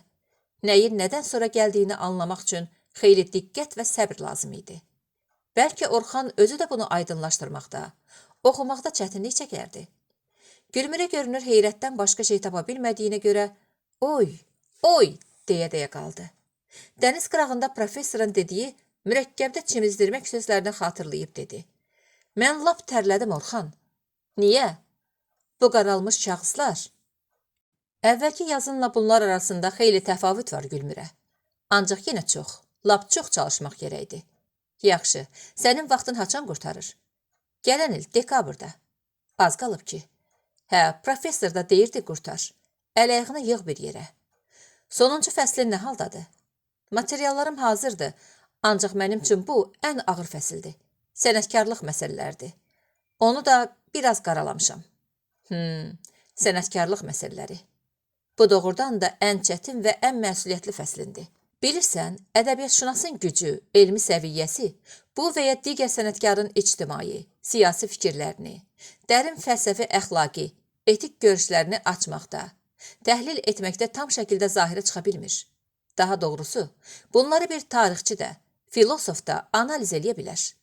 Ancaq sənətkarın böyüklüyü bunlardan başqa, bir də öz fikir və duyğularını necə deməsi ilə də ölçülür. Onun söz sənəti, ifadə tərzi, dili və üslubu necədir? Ondakı yenilik, gözəllik, təkrar olunmazlıq nədədir? Özünə məxsusluq varmı? Bax, bütün bunları ədəbiyyatşünas açmalıdır, görməlidir və adi oxucuya çatdırmağı bacarmalıdır. Elədir Orxan. Bu mənada bizim Salman Qurbanzadənin Nəsimi haqqındakı kitabı çox qiymətlidir. Mən o kitabdan çox şey öyrənmişəm və başqaları da həmçinin. Misilsiz kitabdır. Mən deyərdim ki, Salmanın şah əsəridir Gülmürə. O başqa heç bir şey yazmasaydı da, təkcə o kitabla Nəsimi kimi ölməzliyə qovuşa bilər. Yaşaya bilər ədəbi tənqidimiz tarixində. Sən onu oxumusanmı Gülü? Hə, bir dəfə, belə, ötəri. Yox Gülü, o sənin həmişə əlinin altında olmalıdır. Orada öyrənməli şey çoxdur. Orada Salman müəllim bir cərrah kimi Nəsimi poeziyasının ölməzliyinin sirlərini, ecazkar gözəlliyini və rəmzlərlə dolu məna xəzinəsini açıb ortaya çıxarır və şairin böyüklüyünə səndə heyrət doğurur. Mən Salman müəllimə bu əsərinə görə pərəstiş edirəm. Neyləsə də, incitsə də məni. Bu pərəstiş hissi həmişə mənim ürəyimi sakitləşdirir. Oxu o kitabı. Diqqətlə oxu Gülü. Oxuyaram Orxan. Sonra o fəslə bir də qaydaram. Əldən çıxart, gətir, onu da oxuyum. Sonra yazdır ver müzakirəyə. Gülmürə kağızları alıb dizinin üstünə qoyaraq vərəqliyə xəbər aldı. Bunları hazır hesab edirsənmi? Hə, tamamilə. Müzakirədə bəzi qeydlər ola bilər. Onu sonra asanlıqla düzəldə bilərik. Gülmürə ömründə hələ kimsəyə ürəyində bu qədər böyük minnətdarlıq duymamışdı. Onu böyüdüb boya başa yetirən ata-anasına da, Əqdəmə də. Yox, heç kimə, heç vaxt. Bu elə bir minnətdarlıq idi ki, hər cür yüksək, qanadlı, mənalı söz belə bunu ifadə edə bilməzdi və sönük görünərdi. Bu duyğu sözə çevrilə bilmirdi. Böyük, işıqlı, şairanə bir hiss olaraq qalırdı. Orxan papiros yandırdı. Gülmirə siqaret qutusunun üstünü oxudu. Arzu. Qəribə papirosdur. Arzu. Hə. Orxan acı tüstünü ciyərlərinə sümürdü. Külqabının ağzına qədər kötü ilə dolduğunu görən Gülmirə. Bu qədər papiros çəkərlər, dedi. Öyrəşmişəm. Zərərdir axı. Bayaqdan Orxanın gözlərinin içinə baxmamağa çalışan Gülmirə hansısa bir hissin təsiri ilə Orxana fikir verməyə başladı. Nazik tüstü duman arxasından məftun baxışlar ona zillənmişdi. Yorğunluğu aydın bilinirdi. Gözlərinin ağı qızarmışdı. Ağır yükü çiyinlərindən yenicə yerə qoymuş adam oxşayırdı. Bəs istirahətə getmirsən? Hələ yox Gülmirə. Müzakirədən sonra. Kitabı hazırlayım, verim sonra. Yamanca yorulmuşam. Orxan Gülmirə qapını açıb içəri girən dəqiqədən ürəyinin içərdə yarpaq kimi əsdiyini hiss eləyirdi. Ürək üşüyürdü. Elə həyəcanlı idi ki, əlinin titrədiyini sezdirməmək üçün gah gizləyir, gah da kağızları vərəqləyirdi. Bu vaxtacan ancaq yuxularda gördüyü Səadət indi gözəl, ahəstə, ləngərlə uçan qu quşu kimi onun qapısını açıb içəri girmişdi. Səadət bu idimi? Səadət nə üçün onun əl-ayağını yerdən üzür, göylərə qaldırırdı? O paraşütdən atılan bir adam kimi ürəyi gizildiyə-gizildiyə yerə, bu otağa inirdi. Birdən Orxanın rəngi avazıdır. O stulda yumağa döndü. Nə oldu Orxan? Orxan! Orxan! Orxanın gözləri axdı. Stulun söykənəcəyinə dəydi. Gözləri yumuldu. Gülmirə telefona sarı qaçdı. Ancaq nə fikirləşdisə, geri qayıtdı. Sol əlini Orxanın boynunun ardına salıb başını qaldırdı. Orxan! Orxan! Cavab gəlmədi. Gülmirə təlaşla bir də çağırdı. Orxan! Orxan! Orxan handan-hana göz qapaqlarını ağır-ağır qaldırdı. Sənə nə oldu? Heç, ürəyim. Həkim çağırınmı? Gülmirə qorxu içində soruşdu. Orxan yox mənasında başını tərpətdi. O valeriyanı, pəncələrin qabağından. Gülmirə pəncələ qarşısındakı göyümtül şüşəni gətirdi. Nazik stəkana 10 damcı damızdırıb Orxana çirtdi. Gülmirə qorxmuşdu. O Orxanı həmişə ayaq üstə, ciddi, şad görmüşdü. İndi birdən-birə bu boyda cavan az qala, yox, Gülmirə ürəyinə ayrı şey gətirmək istəmirdi. Peşman-peşman Orxana baxdı. Özünü günahkar sayırdı. Gülmirəyə elə gəlirdi ki, onun ürəyinin ağrısına səbəbkar özüdür. Orxan da özlüyündə bu qəfil ağrıdan pərt olmuşdu. Gülmirədən utanırdı. Səsinin bərk çıxacağından və bununla da təzədən Orxanı narahat edəcəyindən qorxurmuş kimi Gülmirə astaca, lap astaca dedi. Dur uzan, Orxan. Orxan ağır-ağır dikəlmək istəyəndə Gülmirə onun qolundan tutub qaldırdı. Yataq otağına keçdilər. Bu az məsafəni onlar demək olar ki, qarış-qarış addımladılar. Otaqdakı tək çarpayı yığılmamışdı. Güllü yorğanın bir ucu paket döşəməyə düşmüşdü. Gülmirə Orxanı çarpayının qırağında oturdub, onun qolunu buraxdı. Balışı çırpdı. Mələfənin sahmını salıb Orxana sarı döndü. Uzan. Orxan paltarlı-paltarlı uzandı. Gülmirə yorğanı onun üstünə çəkdi. Otağa sükut çöktü. Elə bil burada adam yox idi. Elə bil heç bir nəfəs belə çəkmirdi. Gülmirə əlini qoynuna qoyub, dalğın nəzərlərini Orxanın solğun üzünə tikib durmuşdu. Orxan ağrıdan üz-gözünü qırışdıranda Gülmirə əlini onun işıldayan, ağarmış alnına qoydu. Orxanın üzündəki ağrılı, əzablı ifadələr o an yoxa çıxdı. O dünyanın, insanların, həyatın gözəlliyi, şirinliyi haqqında xoş xəyallara dalıb gözlərini yumdu. Az mı keçdi? Çox mu? Bunu Orxan bilmirdi. Gözlərini açanda Gülmirənin ona baxdığını gördü. Səni gözləyərlər Gülmirə. Əqdəm nigaran olar. Əqdəm yoxdur, gedib. Yenə araya sükut çöktü. Zəhmət olmasa dəsmalını islat, ürəyimin üstünə. Gülmirə stolun söykənəcəyini keçirilmiş pencəyin cibindən dəsmalı çıxartdı. Mətbəxə keçdi. Su şırıltısı gəldi. 2 dəqiqə keçməmiş Gülmirə qayıtdı. Orxan köynəyinin yaxasını açdı. Gülmürə 2 qat bükdüyü yaş dəsmalı onun sol döşünün üstünə qoydu. Qadın əllərinin təmasını duyan Orxan bədənində xoş bir gizilti hiss edərək qeyri-ixtiyari Gülmürənin ağ biləyindən yapışdı və ehmal bir hərəkətlə onun əlini dodağına yapışdıraraq öpdü. Sonra öpdüyü əli 2 ovcu arasına alaraq sinəsinə sıxıb saxladı. Gülmürə sehirlənmişdimi, ya nə baş verdiyini dərk eləmirdimi, qımıllanmadı. Anlar əriyib gedirdi. Birdən qulaqlarında təyyarə uğultusu səsləndi. Ayılmış kimi əlini çəkdi. Ancaq heç nə demədi. Onun xəyalında həmişə bir təyyarə uçmuşdu. Təyyarə 2 nəfər olardı. Əqdəm sükan arxasında oturardı. Gülmürə də yanında. İndi o təyyarə uçurdu. Sürücü yenə də Əqdəm idi. Yanındakı isə daha bu Gülmürə deyildi. Sanki vaxtı ilə onun özü olan, indi isə uzaq, yad bir qadın idi. O Gülmürə göydə idi. Əqdəmin yanında idi. Bu isə 14-cü fəsil. Saat 1-də şöbənin iclası başlandı. Əslində Orxan üçün bu iclas çoxdan başlanmışdı. Fikrində, xəyalında çıxış edənlərin səsini eşidir. Hər ağızdan bir avaz gəlir. O da hərəyə bir cavab verirdi. Orxan özünü nə qədər arxayın göstərməyə çalışsa da bacarmır. Papirosun oduna yandırır. Uzun işıqlı dəhlizdə o baş bu başa var gəl edir. Həyəcanını gizlədə bilmirdi. Vaxt isə gəlib çatmırdı. Nəhayət professor göründü. Keçib stolunun arxasında əyləşdi. Nadirə, Gülmürə, Gülalı, Cəfər, başqa şöbələrdən gəlmiş elmi işçilər, laborantlar da oturdular. Salman Qurbanzadə məclisə göz gəzdirib. Yoldaşlar, şöbəmizin bugünkü iclasının gündəliyində ancaq bircə məsələ var, dedi. O da bizim istedadlı, cavan alimimiz Orxan Əlizadənin Mirzə Cəlil barədə yazdığı müzakirəsidir. Gündəliyə əlavə yoxdur ki? Kimsə yerdən dilləndi. Xeyr, yoxdur. Professor Orxandan xəbər aldı.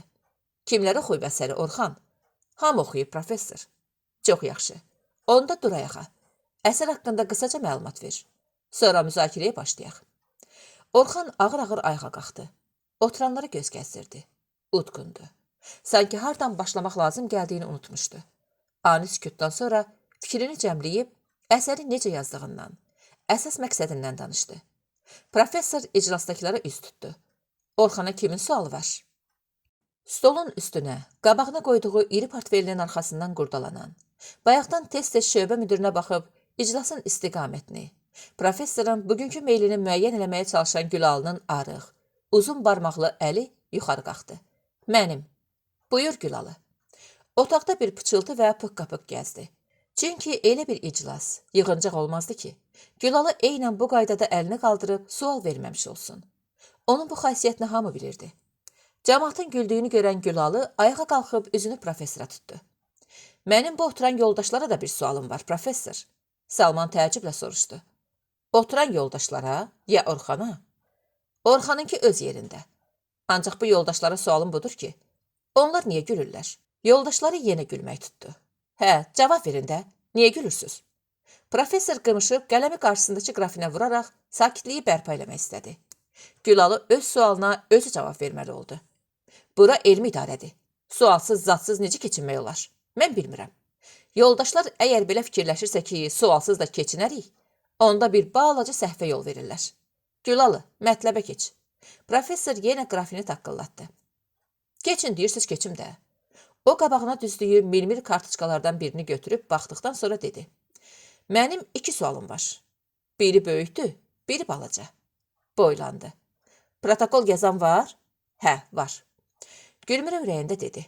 Bu danışanda adam az qalır çərləsin. Gülalı, belə olmaz ki. Nə deyirsən de qurtar da. Professor axır dözməyib sərt bir ahənglə dilləndi. Gülalı əlindəki kartıçkaya baxdı. Böyük sualımı verirəm. Vay atondan. Kimsə yerindən səbirsizliklə səsləndi. Yoldaşlara məlumdur ki, Mirzə Cəlil bütün əsərlərini ərəb əlifbası ilə yazıb. Orxan burada tez-tez onun arxivinə müraciət edir. Ayə, Orxan özü ərəb əlifbasını bilir ya yox? Bunun nöşün soruşuram. Çünki o mənimlə bir sinifdə oxuyub. Bilirəm ki, bizə o vaxt ərəb əlifbasını öyrətmədilər. Orxan qısaca cavab verdi. Müəllim tutmuşam, öyrənmişəm Gülalı. Haçan Orxan, 3 il bundan qabaq. Hə? Hə. İndi keçirəm ikinci sualıma. O əyilib, ikinci bir kartoçka götürərək, ani nəzər yetirdikdən sonra sözünü dəbbələdi. Yox, bu maşinka xatasıymış. Elə bildim, hə, mən suallarımı qurtardım. Yenə üzlərdə kinayəli bir təbəssüm oynadı. Yenə cərgələri gülüş, pıqqıltı gəzdi. Daha kimin sualı var? Yoxdur. Onda çıxışlara başlayaq. Professor kağıza nəysə qeyd edib oturanlara baxdı. Kim danışmaq istəyir? Nadirənin əli qalxdı və bunu professor gözücü də olsa gördü. Ancaq özünü görməzliyə vurdu. Durub tərifləyəcək. Elə bil bu arvadda qətiyyən prinsip deyilən bir şey yoxdur. İndi fikirləşə ki, bu ağzından süd iyi gələn uşaq mən boyda adamı biabır eləyib. Fürsətdir, cavabını vermək lazımdır. Yox, belə şeylər onun dəftərində yoxdur. Bir də mən ondan nə umuram? Nadirəni tanımıram. Professor belə düşünə-düşünə üzünü Gülmirəyə tutdu. Deyəsən Gülmirə xanım danışmaq istəyir. Hə? Xeyr. Gülmirə özünü itirmiş halda dilləndi. Məndən böyüklər. Elimdə nə böyük, nə kiçik. Ay qız, dur fikrində. Professor bu sözləri elə bir tərzdə dedi ki, Gülmirə ayağa durmaya bilməzdi. Nə danışsın? Necə danışsın? Fikirləri qatma qarışıq, nizamsız idi. Danışa bilməyəcəkdi. O biri yandan da danışmasa, Orxanın xətrinə dəyərdi. Məclisin böyüklüyü, maraqla, diqqətlə üzünə zillənmiş baxışlar və məsuliyyət onu elə vahiməyə salmışdı ki, nitqi qurumuş, nəinki Orxanın əsəri barədə, hətta Mirzə Cəlilin özü haqda bildikləri də yadından çıxmışdı. O çox böyük çətinliklə, qeydlərim yadımdan çıxıb, evdə qalıb professor, deyə bildi. Bəs bilmirdim bu gün müzakirə olacaq? Bilirdim, bilmirəm nə tər olub ki, Gülmirə qırıq-qırıq danışdı. Mən qeydlərimi özünə deyərəm. Professor güldü. Mən danışmaq istəyirəm, deyə Nadirə sağ əlini azca yuxarı qaldıranda ona sarı döndü. Mən istəyirdim bizim cavanları sınayım. Daha onları qabağa buraxmaq vaxtı çoxdan çatıb. Sınaq söhbəti eşidəndə Gülalı yenə yuyulmamış çömçə kimi özünü ortalığa atdı. Mən danışmaq istəyirəm, professor. Buyur Gülalı. Bax, Gülalının fəallığı xoşuma gəlir. Elmi müzakirələrdə yaxşı çıxışlar edir. Ancaq Gülalı, səndən təvəqqi budur ki, müxtəsər və aydın danış. Gülalı udqundu. Uzun boğazının qoz boyda hülqumu çənəsinin altında qalxıb indi. O sözə başladı. Mənim özümün əlimdə çox işim var. İri bir məqalə yazıram. Gecə-gündüz fikrim onunla məşğuldur. Yenə özündən başladı ki, deyə Cəfər Gülmirəyə sarı dönüb pıçıldadı. Gülmirə başını tərpətməklə Cəfərin dediyini təsdiq elədi. Professor narazılıqla danışdı. Gülalı, axı dedim ki, müxtəsər danış. Mən birinci növbədə əsərin dili barədə danışmaq istəyirəm. Professor. Oturanlar yenə bir-birinin üzünə baxıb qımışdı. Gülalı neçə il dil sahəsində külünk çalmış, dilçi olmaq istəmişdi. Mövzu götürmüş, çoxlu material toplamış, ancaq əsərini yazıb qurtara bilməmiş, günahını da elmi rəhbərinin boynuna atıb, dil sahəsində işləməklə bir balaca səhvə yol vermişəm, deyərək ədəbiyyat sahəsinə keçmişdi. Mən niyə dildən başlamaq istəyirəm, yoldaşlar?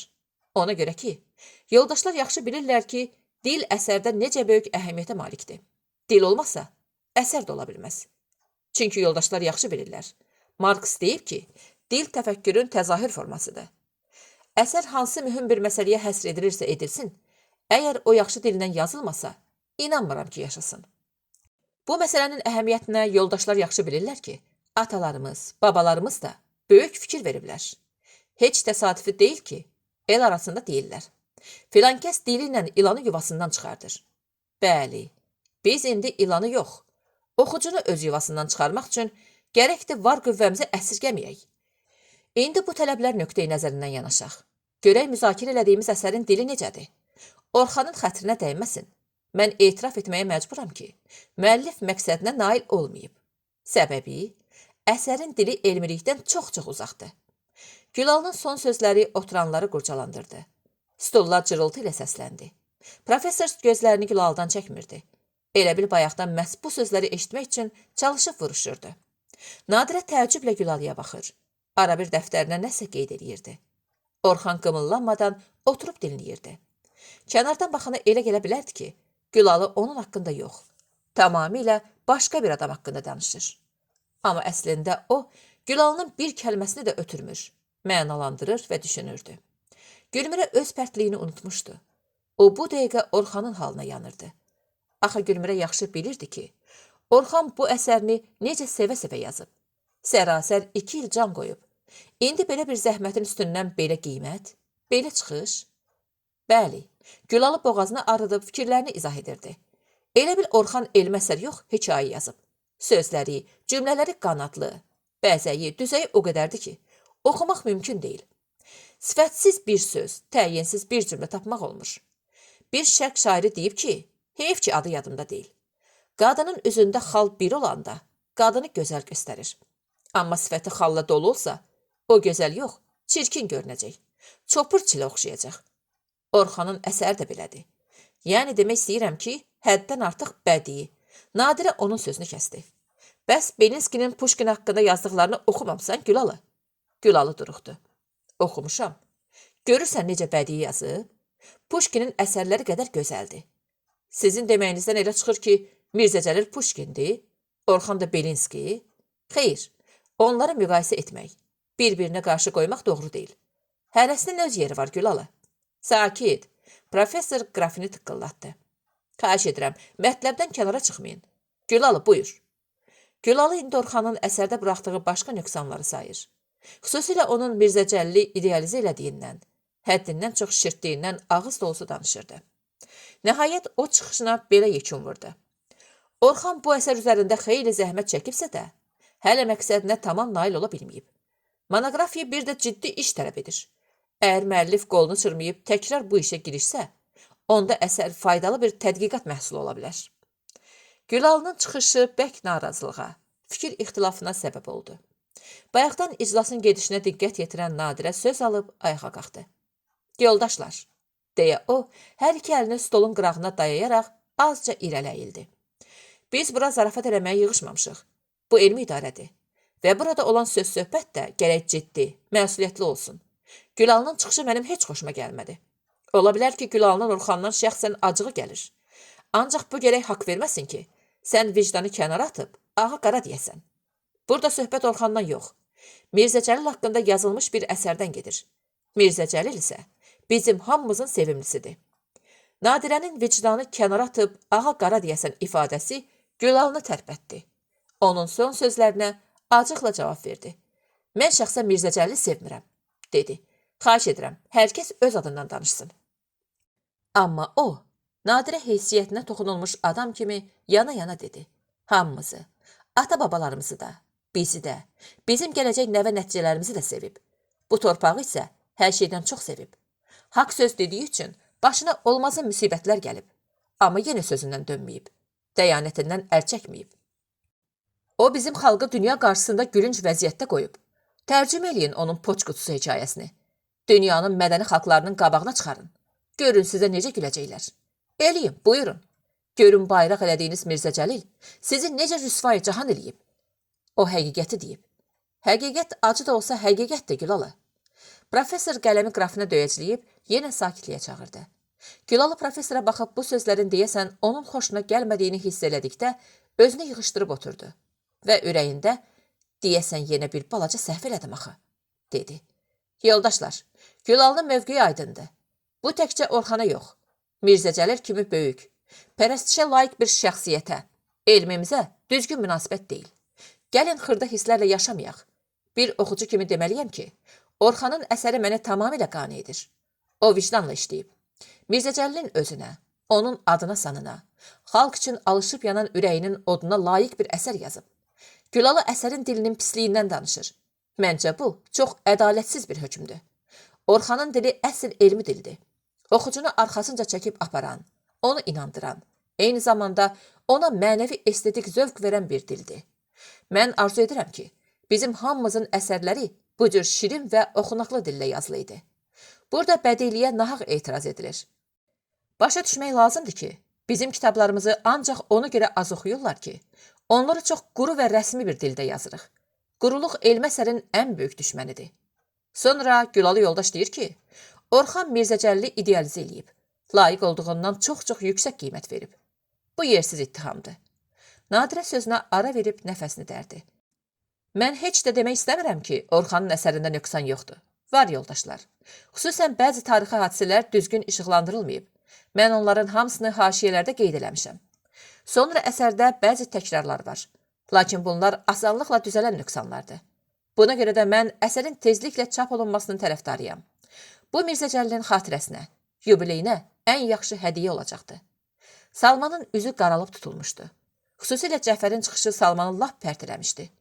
Onun dediyindən belə çıxır ki, Mirzə Cəlilin ölümündən keçən bu 30 neçə ildə onun haqqında belə dərin məzmunlu və əhatəli, ən başlıcası isə belə böyük məhəbbətlə əsər yazan olmayıb. Bunu mən mübaliğəsiz deyə bilərəm, deyə Cəfər hərarətlə danışmışdı. Onun haqqında yazılan tədqiqat işlərini mən bircə-bircə oxumuşam. O cümlədən bizim möhtərəm professorunkinin də. Bu əsərlərin böyük əksəriyyətində bir sadalama, soyuqluq vardı. Oxuyursan, görürsən ki, böyük sənətkarımızı düşündürən məsələlərin odu, alovu sönük, soyuq bir mühakimə ilə oxucuya çatdırılır. Halbuki Mirzə Cəlil haqqında böyük vətəndaş ürəyi ilə danışmaq lazım idi. Çünki o özü də bu torpağın böyük ürəkli vətəndaşı idi. Orxanın əsərində məhz vətəndaşlıq qürurundan irəli gələn bir od, alov bizi isindirir. Salmanın alt dodağı sallanmışdı. Başını qaldırıb, oturanların üzünə baxmamaq üçün qabağındakı kağıza tez-tez nəsə yazırdı. Amma həqiqətdə Cəfərin sözləri ox olub onun ürəyini dəlib keçir. Əl-ayağını yerdən üzürdü. 2-3 adam da çıxış eləyəndən sonra professor özü iclası yekunlaşdırmaq üçün ayağa qalxdı.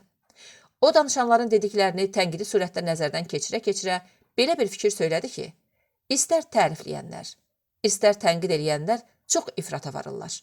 Bunu xüsusilə əlavə etməyi unutmadı. Xüsusilə tərifləyənlər. Mən əsərin ən böyük qüsurunu nədə görürəm? Deyə o mətləb üstünə gəldi. Elə bilirəm ki, mən öz sevimli tələbəmin nöqsanlarını desəm, o məndən inciməz. Yox, buyurun. Orxan astaca dilləndi. Bəli, əsərin ən böyük qüsuru onun yubiley üçün yazılmasıdır. Mən neçə ilin təcrübəsindən bilirəm ki, yubiley üçün yazılan əsərlər çox yaşamır. Elə o gün, yaxud da səhərsi yaddan çıxıb gedir. Mən indiyəcən yalnız şeirin yubiley üçün yazıldığını görmüşdüm. Ancaq indi görürəm ki, elmi əsəri də, tədqiqat işini də yubiley üçün yazmağa başlayıblar. O bir qədər susub nəsə xatırladı. Müharibədən əvvəl bizim bir şair dostumuz vardı, indi də sağdır. Ancaq ondan şair çıxmadı. O neyniyirdi? Elə bir bayram, elə bir yubiley yox idi ki, ona şeir həsr etməsin. İmzasına ancaq bayramdan bayrama rast gələrdin. Özü də gündə neçə qəzetdə. Bu neyniyirmiş? Təqvimi qoyurmuş qabağına. Bayram günlərini qeyd edilmiş dəftərinə. İlin əvvəlindən başlayırmış o bayramlar barədə şeirlər yazmağa. Yaz ki, yazasan. Bunu biz nədən bildik? Bir dəfə qəribə hadisə oldu. İndi yaxşı yadımda deyil. Hansı bayramda isə dostumuzun şeiri çıxmadı. Sən demə, o təqvimi alıb evə gətirər. Uşağın əli dinc durmaz. Qırmızı vərəqlərdən birini qopardar, bunun da xəbəri olmaz. Kişi siyahını tutanda o bayram dəftərə düşməz. Oturanlar güldülər. Professor sözünə davam etdi. Mən bununla demək istəyirəm ki, yubiley münasibəti ilə elmi əsər yazmağı əsla və qəti düzgün hesab eləmirəm. Mən elə yazmamışam, professor. Orxan pörtmüş halda cavab verdi. Mən 2 il tədqiqat aparmışam, çoxdan başlamışam. Fərqi yoxdur. Fikirləşibsən ki, filan vaxt Mirzə Cəlilin yubileyidir. Qəribədir. Bəli. Təəssüf ki, bizim elmi işimizdə belə qəribəliklər hələ çoxdur. Hələ onu da qeyd etmək lazımdır ki, səni Tiflisə göndərdik elmi ezamiyyətə. Gedib əlboş qayıtdın. Halbuki orada yaxşı, təzə materiallar vardı. Yox idi, deyə Orxan dözə bilməyib səsini qaldırdı. Və ürəyi soyumurmuş kimi bu sözü bir də təkrar etdi. Heç bir şey yox idi. Var deyirəm, Orxan. Mən özüm vaxt tapan kimi gedib gətirəcəm. Orxan tutuldu. Ürəyində bir sıxıntı hiss elədi. Ona bir anlığa elə gəldi ki, professor səssiz və gözə görünməz bir güllə ilə düz onun ürəyini nişan alıb. Niyə? Nə üçün? Qulaqlarında səsləndi. Mənim sevimli tələbəm. Orxan özünü toxtatmağa çalışanda professor deyirdi. Əsər faydalı əsərdir. Mən Orxanı, həmişə fəxr elədiyim, adını sevinclə çəkdiyim Orxanı belə əsər yazdığına görə təbrik edirəm. Ancaq onu yenidən işləmək, yoldaşların qeyd elədiyi nöqsanları düzəltmək üçün təklif edirəm ki, müəllifə 3 ay vaxt verilsin. Əgər azdırsa, çox verək. Hə? Xeyr, professor, 3 ay da çoxdur. Yubileyə az qalır, çatdıra bilmərik. Yenə yubiley. Eybi yoxdur, çatdırarsan. Professor, Orxan yenə nəsə demək istədi. Lakin yerindən ox kimi qalxan Cəfərin səsi onu saxladı. Professor, olar? Yox, deyə Salman Qurbanzadə qətiyyətlə cavab verdi. Bir balaca təklif. Salman yenə onun sözünü kəsdi. Mən istəmirdim burada Cəfərin çıxışı üzərində dayanım. Amma hiss edirəm ki, Cəfər öz çıxışına mənim münasibətimi bilmək istədiyi üçün narahatdır. Xeyr, professor, sizin münasibətiniz mənə məlumdur. Deməsəniz də olar. Mən ayrı şey. Mən qısaca deyim ki, sənin çıxışından kosmopolitizm iyi gəlirdi. İnkarçılıq iyi gəlirdi. Bu bir. Professor, uzatmayaq. İkincisi də, sənə söz verməyəcəm. Bildin, sən ara qarışdırmaq siyasəti yürüdən bir adamsan.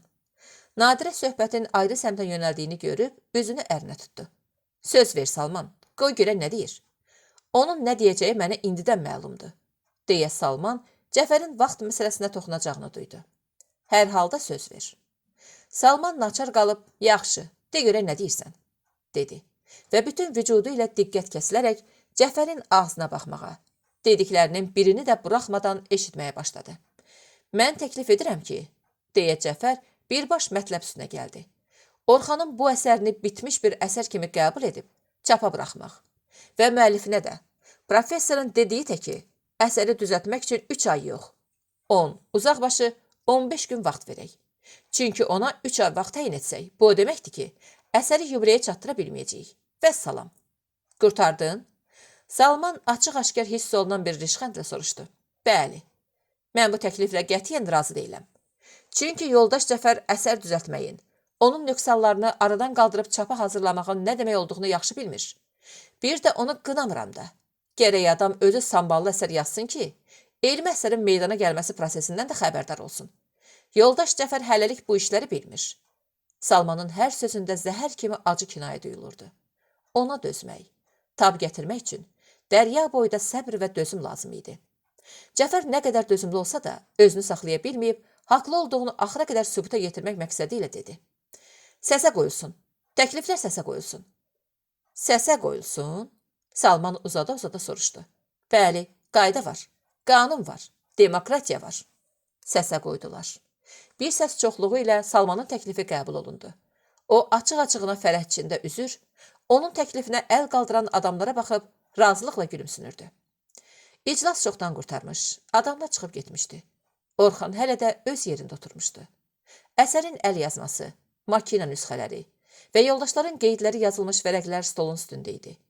Otaqda indi heç kəs yoxdursa da, Orxanın qulaqları gür-gür guruldayırdı. Kimsə ağız dolusu danışır, kimsə tərifləyir, kimsə tənqid edirdi. O nə deyildiyini ayırt edə bilmirdi. Təkcə qatma-qarışıq səslər eşidirdi. Gözünü professorun boş stuluna zilləyib bir nöqtəyə baxdıqca, nəzərinə adamların tutqun simaları gəlirdi. Kağızlar bir-birinin üstünə yığılıb hündür bir qalaq olmuşdu. Bu onun ömrünün 2 ili idi. Bu onun ürəyinin ağrısı idi. 2 il gecə-gündüz bu əsərlə yaşamışdı. Alnından axan tər çox zaman onun sözlərini oxunmaz hala salmışdı. Neçə dəfə köhnə, saralmış əl yazmalarının arasından baş qaldıran Mirzə Cəllin xəyalı onun sakit hücrəsinə qədəm basıb, Orxanla qabaq qənşər dayanmış, söhbət etmiş, sonra səssizcə də çıxıb getmişdi. Mirzə Cəllin nurani sifəti, dərin, atəşin və bir qədər kədərli gözləri Orxanı hər saat, hər dəqiqə müşayiət etmiş, onu yazmağa, axtarmağa, ürək sözlərini deməyə ruhlandırmışdı. Orxan bu əsərini beynində, ürəyində bəsləyib, ona pərvəriş vermişdi. Orxana elə gəlmişdi ki, bu onun ən yaxşı əsəri olacaqdı. İndi isə ürəyindəki yaxşı, şirin arzuların əvəzində stolun üstə yığılmış bir yığın kağızcığaz. Orxan köksünü ötürdü. Kağızları şkafa yığıb bağladı və ağır addımlarla şöbəni tərk etdi. 15-ci fəsil. Nadiri institutun qapısı ağzında dayanmış Volqanın yanından ötüb keçmək istədi. Ancaq bərk yorulduğundan və əsəbləşdiyindən maşının qapısını açdı. Dal oturacaqda əyləşib Salmanı gözləməyə başladı. İş vaxtı qurtarırdı. Adamlar danışa-danışa 2-1, 3-1 nəhəng binadan çıxır. Bazara, dükana, evə gedirdilər. Nadirə başına oturacağın söykənəcəyinə dayayıb fikrə getmişdi. Birazca bundan irəli qurtarmış iclas onun gözləri qabağından çəkilmirdi. Orxanın əsərinin müzakirəsi Nadirəni bir daha Salman haqqında düşünməyə vadar eləyirdi. Orxan insafən yaxşı əsər yazmışdı. Onun haqqında Salmanın verdiyi qərar bir tərəfli və yanlış idi. Orxana əsəri üzərində əl gəzdirmək üçün ay yox, onca gün vaxt lazım idi. Amma Salman böyük səxavətlə ona 3 aydan da çox vaxt verirdi.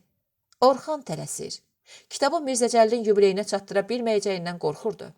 Bu yandan da Salman belə eləyirdi. Yoxsa Salman Orxan barədə ayrı niyyətdədir? Yoxsa onun üzünə gülə-gülə zəhmətini yeri vurmaq istəyir? O, Orxan haqqında evdə də həmişə yaxşı söz-söhbət eləyirdi. Nadirə ondan Orxan barədə pis heç nə eşitməmişdi.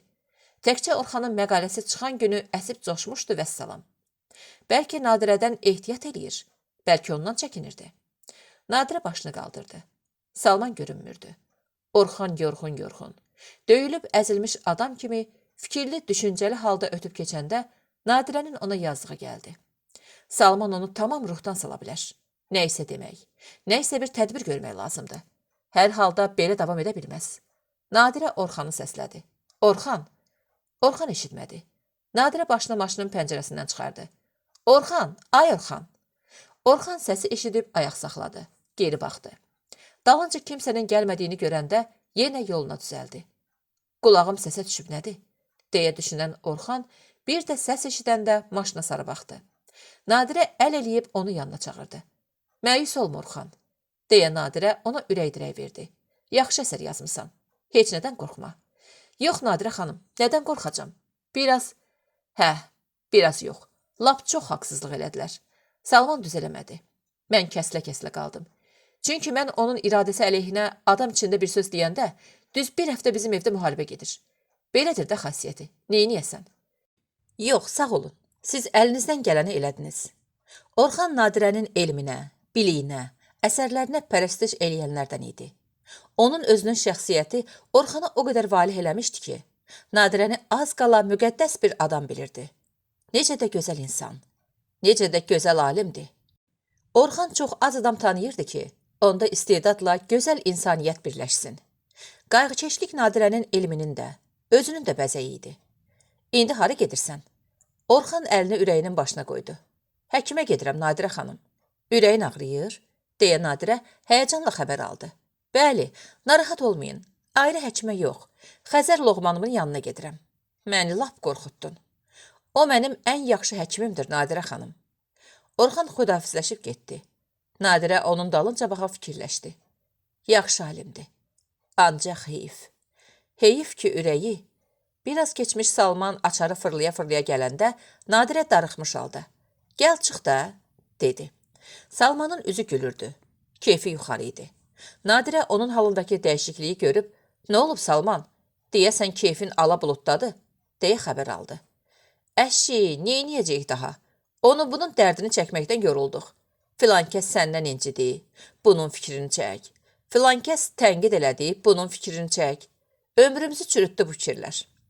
Yaxşıya pis deyəndə necə? Onun fikrini çəkirsənmi? İçəri keçib motoru işə salmış Salman qanırılıb geri baxdı. O necə olan şeydir yəni? Orxanın məsələsini deyirəm. Sən düz eləmədin Salman. Niyə ki? Ona görə ki, Orxanın əsəri əvvəldən yubiley üçün yazılmayıb. O 5 günə, 10 günə yazılmış kitab deyil. Yazıq 2 il onun üstündə can qoyub. İkincisi də, onu çapa təsdiq etmək olardı. Yüngül bir redakta lazım idi. Vəssalam. Ay Nadirə, sən yenə çaldığını çalırsan. Salman maşını tərpətdi və küçə aşağı axşamlara qoşuldu. Sən bil ki, bu cavanların yazdığını urra ilə keçirmək olmaz. Onları gərək həmişə bir balaca sıxasan. Niyə? Ona görə ki, səhər dahiyəm deyib burunlarını yuxarı tutmasınlar. Sənin, mənim yazdığıma dodaq büzüb üz turşutmasınlar. Qəribə fəlsifədir. Sənin hər işin qəribədir. Zəmanə özü qəribədir, Nadirə. Zəmanəlik burada bir şey yoxdur. Səni inandırıram.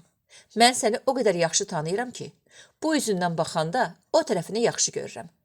Sən öz qəribəliklərini nə zəmanənin, nə başqa bir şeyin boynuna yıxıb, özünə haqq qazandıra bilməzsən Salman. Sənin öz təbiətin belədir.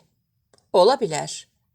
Məsələn, bax, indi Orxan iclasdan çıxıb ürəyini tutatda dəniz qırağına getdi. Ürəyini tuta? Bəli, axı onun ürəyi xəstədir. Doğrudan? Professor ayağını qazdan çəkdi. Nadirəyə elə gəldi ki, bu xəbər onu sarsıtdı. Düz deyirsən? Vallahi hə. O gün fondda işlədiyi yerdə yıxılmışdı. Təcili yardım filan gəlib iynə vurdu. Bir tər özünə gəldi. O çox istedadlıdır. Onu qorumaq lazımdır, Salman. Mən onu incitmirəm ki. Elmdir bu, Nadirə. O əsərin üstündə mənim şöbəmin adı var. Səhər çapdan çıxanda yaxşılığı müəllifin adına yazılacaq. Pis olsa arada mən dallanacam. Bildin? Özün obyektivlikdən dəm vurursan. Ancaq elə bu da obyektivlikdir, Salman. Pisə yaxşı demək vicdansızlıq olduğu kimi, yaxşıya pis demək də elə bir şeydir.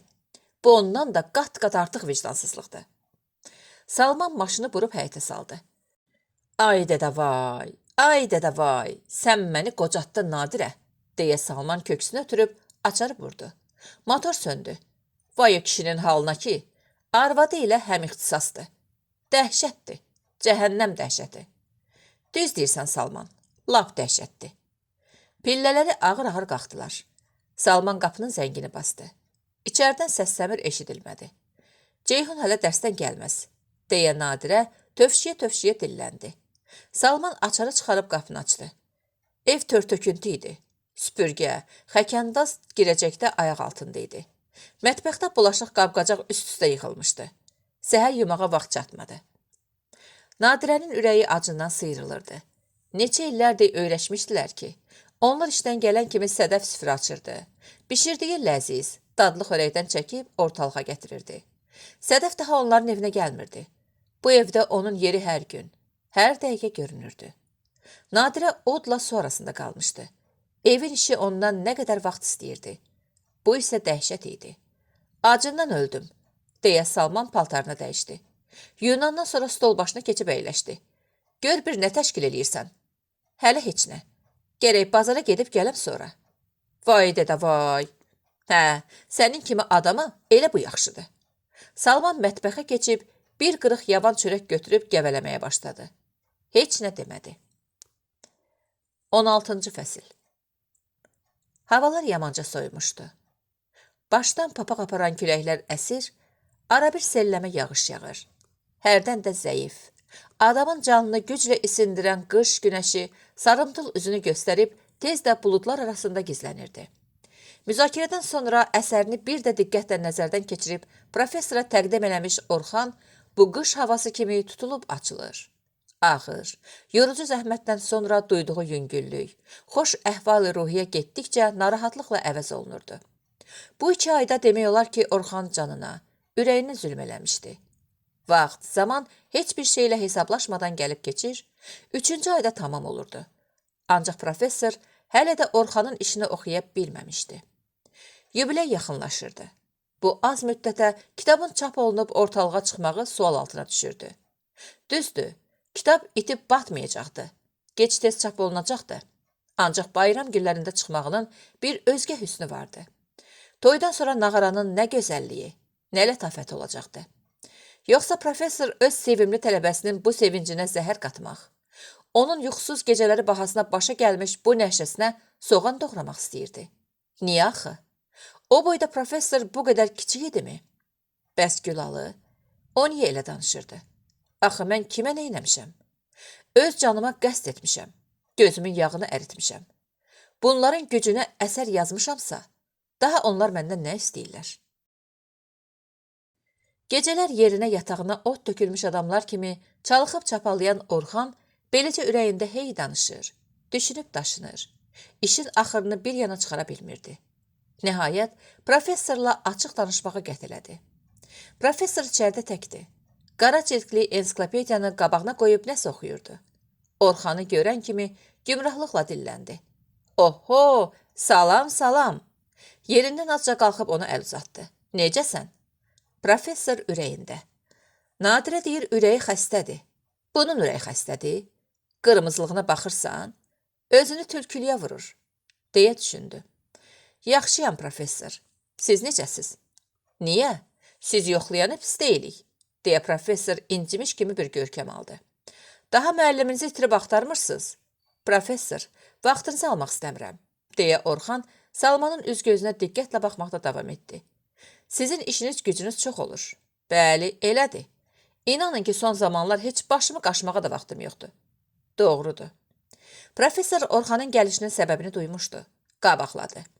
İnanın ki, vaxt tapıb hələ sizin əsərinizə baxa bilməmişəm. Doğrudan? Baxmamısınız? Yox, Orxan, əzizim. Təsəvvür edin ki, baxa bilməmişəm. Orxan məyus oldu. Professor, axı, bir ay yarım qalır cəmi. Nəyə? Vaxta, yubileyə. Yubiley. Neynək? Çatdırarıq. Çətin professor. Bunun elmi şuradan, nəşriyyat şurasından keçməyi var. Redaktə olunmağı var. Darıxma. Zəng eləyərəm, tez buraxarlar. Bir də səndən qabaq hələ Gülmirənin 2 fəslini müzakirə edəcəyik.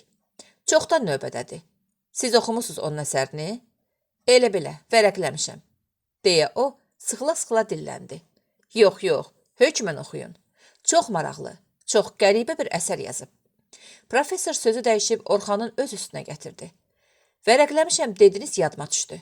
Mən də o gün sizin işi bir balaca vərəqlədim. Elə belə, ötəri. Onu deyim ki, narahatlıq yenə ürəyimi bürüdü. Nədəsə mənə elə gəldi ki, siz əsəri yaxşılaşdırmaq əvəzinə biraz da korlamısınız. Ola bilməz, professor. Necə deyərlər? Yumurtlamadı. Bəs falına nə gəldi? Bəli. Məndə elə bir təəssürat oyandı. Xahiş edirəm, professor. Diqqətlə oxuyun. Mənim əsərim? Orxan ilk dəfə əsərim dedi. Yazım demədi. Hə, bax burada korladın. Necə yəni mənim əsərim? Bu nə deməkdir? Bəs hanı təvazökarlığın sənin? Professor, mən pis bir söz demədim ki. Mənim sənin yaşın qədər stajım var. Sən ağırlıqda da əsərlərim. Heç bir yerdə görmüsənmi deyim? Mənim əsərim. Təvazökarlıq, Orxan. Təvazökarlıq. Mən səni təriflər xarab elədi deyəsən, Orxan. Heyf səndən. Mən ən yaxşı tələbələrimdən birinin gözümün qabağında yavaş-yavaş məhv olduğunu görürəm. Bu mənim üçün çox ağırdır. Çox ağır. Salman Qurbanzadə bunları əzizini itirən bir adam kimi dedi. Orxan danışmağa söz tapmadı. 17-ci fəsil.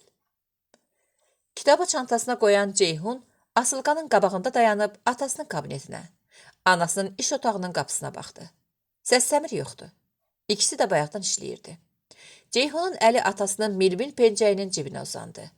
Soyuq, ilan gözü kimi xırda həlqəli zəncir əlinə toxunanda o sevindiyindən nə edəcəyini bilmədi.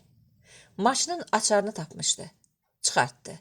Yavaşca şalvar cibinə qoydu. Ürəyi şiddətlə döyünürdü.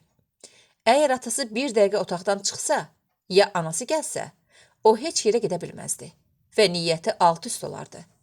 Arakəsmənin qapısını ehmalca örtdü. Ağ dəstəkli telefona yanaşıb, səs salmamağa çalışaraq əzbər bildiyi nömrəni yığdı və demək olar ki, pıçıltı ilə danışmağa başladı. Alo, Afa. Telefonda incə qız səsi eşidildi. Kimdir? Salam, Afa. Mənəm, Ceyhundur.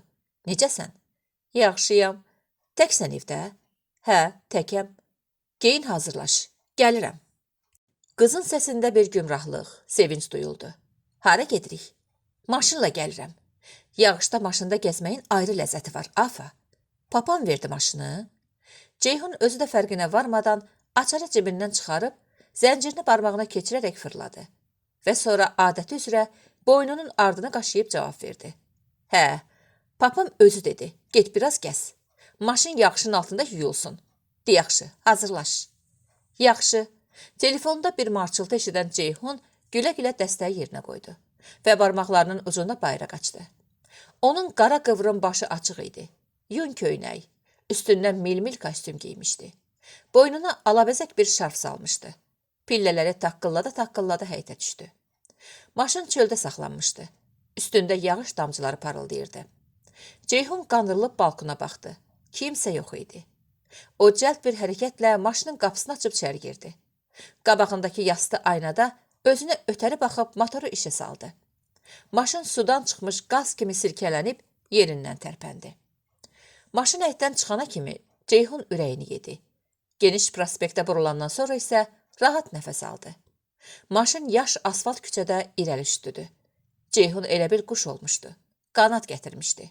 Elə sevinirdi ki, gah fit çalır, gah da ay gilavar deyə oxuyurdu. Maşının radio qəbul edicisinin düyməsini vurdu. Kimsə kamançada yanıqlı seygah çalırdı. Deyib dalğanı dəyişdi. Qarmaqarışıq səslər gələn bir dalğanın üstündə dayandı. Bağırırdılar. Adını bilmədiyi çalğı alətlərində bir hayküy qopartmışdılar ki, az qalırdı adamın qulağının pərdəsi yırtılsın. Elə bilirdin ki, indicə balaca, yaraşıqlı radio qəbul edici bu hayharaya dözməyib partlayacaq. Səslərin ahənginə uyğun olaraq o çiyinlərini tərpədir. Özü də onlara qoşulur. Bappari, bappari, bappari deyirdi. Fəxri xiyabanın qabağından ötdü. Dağüstü parkın qapısı ağzından üzü aşağı vuruldu. Akademiyadan aşağıda dayandı. Yol açıldı. 2 dəqiqə sonra Ceyhun Tarix Muzeyinin tinindəki dəmir qapılı darvazanın yanında durub, onun yolunu gözləyən Afanın böyründə maşını əylədi. Bu arıq sifət, nazik qaşlı, uzun, sarışın bir qız idi. Burulmuş saçları çiyinlərinə tökülmüşdü. Qara, yastı ayaqqabısı işim-işim şıldayırdı. Ağ sumkasının qulpunu qoluna keçirmişdi. Maşını görən kimi sağ əlini havada yelləyərək "Hello" dedi. "Gəldin?" Ceyhun əyilib qabaq qapını açdı. Afa bir uşaq cəldliyi ilə özünü içəri atdı. Ceyhun onun xırda, pambıq kimi yumuşaq əlini sıxdı. Maşın tərpəndi. "Hara sürüm?" "Hara istəyirsən. Beləcə dünyanın o başına da getməyə hazıram. Sür. Hara istəyirsən sür." deyə qız oturacaqda yayxanıb xoşbəxtcəsinə güldü. 18-ci fəsil. Elə bu zaman professor otağından çıxdı. Böyük evdə heç kəs yox idi. Ümumiyyətlə, son vaxtlar onların evi çox sakit və demək olar ki, cansıxıcı olmuşdu. Küsürü kimi gəzib dolanırdılar. Adətən ən əziz və doğma bir adamı dəfn edəndən sonra evdə belə qərib səssizlik hökm sürür. Yaxşı ki, kitablar varmış. Yaxşı ki, yazı pozu varmış. Professor da, Nadirə də elə hey işləyir. Yazıb pozurdular. Və sanki bununla evdəki boşluğu doldurmaq, ürəklərindəki qüssəni qovmaq, yüngülləşdirmək istəyirdilər. Ancaq onları bu da bezdirirdi. Bu da usandırırdı. Ceyhun yoxdur, yəqin oynamağa gedib, deyə professor fikirləşdi. Onun ürəyi çay istəyirdi. Sədəf Salmanın qabağına həmişə armudu stəkanda yaxşı dəmlənmiş çay gətirərdi. İndi Sədəf də yoxdur, çay da. Nadirə də işləyirdi. Amma çoxdan işləyir. İndi yəqin yorulub. Bu doktorluq dissertasiyası onu lap əldən salıb. Gecə-gündüz çalışır. Salman bu fikirlərlə Nadirənin otağının qapısını üsulluca araladı. "Nadirə, yorulmadın?" Nadirə ərinin səsində bir qayğı duyub əl saxladı. Ürəyində tutqun, çoxdan gözlədiyi, intizarla gözlədiyi bir sevinç hissi duyuldu. Yorulmamışdısa da, yorulmuşam, dedi və ayağa durdu. Ona sarı yeriyib əlini qapının çərçivəsinə söykədi. Salman geri çəkildi. Gəlib divanın üstündə oturdu. "Çayın olsaydı, içərdik Nadirə. Bu saat dəmlərəm." 15 dəqiqə keçməmiş Nadirə 2 stəkana çay töküb gətirdi. Konfet qabını bufetdən çıxarıb ortalığa qoydu. Çay buğlanır, onlar susurdular. Sanki təzə tanış olmuşdular. Halbuki hər ikisindən ürəyi dolu idi. Sinələrini boşaltmaq üçün fürsət, məqam gözləyirdilər. Nadirə ah çəkdi. "Niyə ah çəkirsən?" Salman arvadının qəlbini əl almaq üçün bundan istifadə edib xəbər aldı. "Niyə də çəkməyim? Az qalır ürəyim partlasın. Elə bil bu evdə heç adam yaşamır. Elə bil bir-birinə yad, uzaq olan adamları bir damın altına yığıblar. Elə bil bizə əziyyət vermək üçün belə eləyiblər. Biz nə üçün bir-birimizə getdikcə daha çox yad oluruq? Nə üçün? Sən bunu özün məndən də yaxşı bilirsən. Bizim aramızda olan o möhkəm körpünün altına sən öz əllərinlə dinamit qoyub partlatdın. İndi sən çayın bu tayında qalmısan, mən o tayında. Sən şöhrətpərəstsən, sən insafsızsan Nadirə, deyə Salman sakit-sakit davam elədi. Mən həmişə sənin dəyanətinə güvənərdim, mərdliyinə güvənərdim. Amma görünür yanılmışam. İndi budur. Evimiz suyu sovulmuş dəyirmana bənzəyir. Kimdir günahkar? Mənəm. Mən, deyə bayaqdan üzünə kədərli bir ifadə dayanıb ərinin ittihamlarına qulaq asan Nadirə birdən əsəbliklə qışqırdı. Mənəm günahkar. Yaxşı, mənəm. Mən. Bu evin suyu sovulmuş dəyirmana oxşamasına da, atamın, bacımın ayağının buradan kəsilməsinə də, Ceyhunun bildiyini eləməsinə də mən günahkaram. Bildin? Mən günahkaram. O hönkürtü ilə ağladı. Bu ara qapıda xışıltı eşidildi. Deyəsən paçtalyon idi. Salman eləyib ayağa duraraq qapıya sarı getdi. Poçt qutusunu açıb qəzetləri gətirdi. Əvvəl nəzərini bir məktub cəlb elədi. Nadirəyə gəlmişdi. İlhamdandı. Salmanın sifətindəki qəm buludları, qəzəb və kin ifadəsi dağıldı. Aha, gözünə dönüm. Yəqin İlham məqalədən sonra Nadirəyə bir ultimatum verib, verər. Çox cəsarətli oğlandı. Buzovnada, qayaların üstündə mənimlə elədiyi söhbət heç yadımdan çıxmır. Özü də lap məqamında gəlib. Sənə İlhamdan məktub var. İlhamdan? Nadirə jaketinin qolundan dəsmalını çıxarıb gözünün yaşını sildi. Hə, İlham yazıb. Yəqin onu möhkəm tənqid etdiyin üçün sənə təşəkkür yazır, deyə professor rişxəndlə, qımışa-qımışa məktubu onun qabağına atdı. Nadirə bir söz deməyib məktub açdı. Oxumağa başladı. İlham uzun, səmimi bir məktub yazmışdı. Gec cavab verməyinin səbəbini o əməlli başlı düşünmək, yüz ölçüb bir biçmək, Nadirə xanımın məqaləsində deyilənləri isti-isti deyil, soyuq mühakimə ilə təkrar-təkrar oxumaq istəməsi ilə izah edirdi. Salman kinayə ilə demişdi. Ancaq İlham doğrudan da onun kitabçasını çox diqqətlə oxuyub, fikir və mülahizələrini heç bir pərdəyə filana bürümədən, açıq şəkildə, eyni zamanda səmimiyyətlə yazdığı üçün Nadirə xanıma dərin təşəkkür edirdi. Mən yazılarım haqqında əsl həqiqəti bilmək istəyirdim. Xəstəliyimi bilmək istəyirdim. Siz ən kamil bir həkim kimi mənim yaralı cəhətlərimi göstərməklə mənə ömrüm boyu unutmayacağım bir yaxşılıq eləmisiniz. Elə bilirəm sizin qətiyyən acığınız gəlməz. Əgər desəm ki, professorun məqaləsini oxuyanda elə bilirdim o qanadlı, şirin sözlər mənim haqqımda deyil, başqa birisi haqqında yazılıb. Məktub bu sözlərlə qurtarırdı. Mən indi xəstəliyim üzərində ciddi düşünürəm. Siz mənim diaqnozumu düzgün təyin etmisiniz. Bunun üçün sağ olun, çox sağ olun. Nadirə məktubu oxuduqca sevinirdi. Ancaq bu, gizli bir sevinci idi. Şöhrətpərəstlik damğası ilə damğalanmamış bir adam açıq-aşkar sevinə bilərdimi? Özü də Salman kimi bir adamın yanında. Buna baxmayaraq, Nadirənin ürəyində dərin bir vüqar hissi baş qaldırdı və o məktubu Salmana verdi. Al, oxu. Salman daxili bir əminliklə məktubu alıb oxumağa başladı. Nadirə onun qaraşın sifətinə baxır. Sətirləri nəzərdən keçirdikcə sir sifətinin tutulduğunu görürdü. İndi Nadirənin əlinə yaxşıca məqam düşmüşdü. Salmana rişxənd edə bilər, ondan heyfini ala bilərdi. Ancaq o bu intiqam hissindən çox-çox uzaq idi. Salman məktubda özünə aid cümlələri oxuyanda lap tutuldu. Boğuq, xırıltılı bir səslə. Mən bədbəxt adamam, dedi. Çörəyimin duzu yoxdur.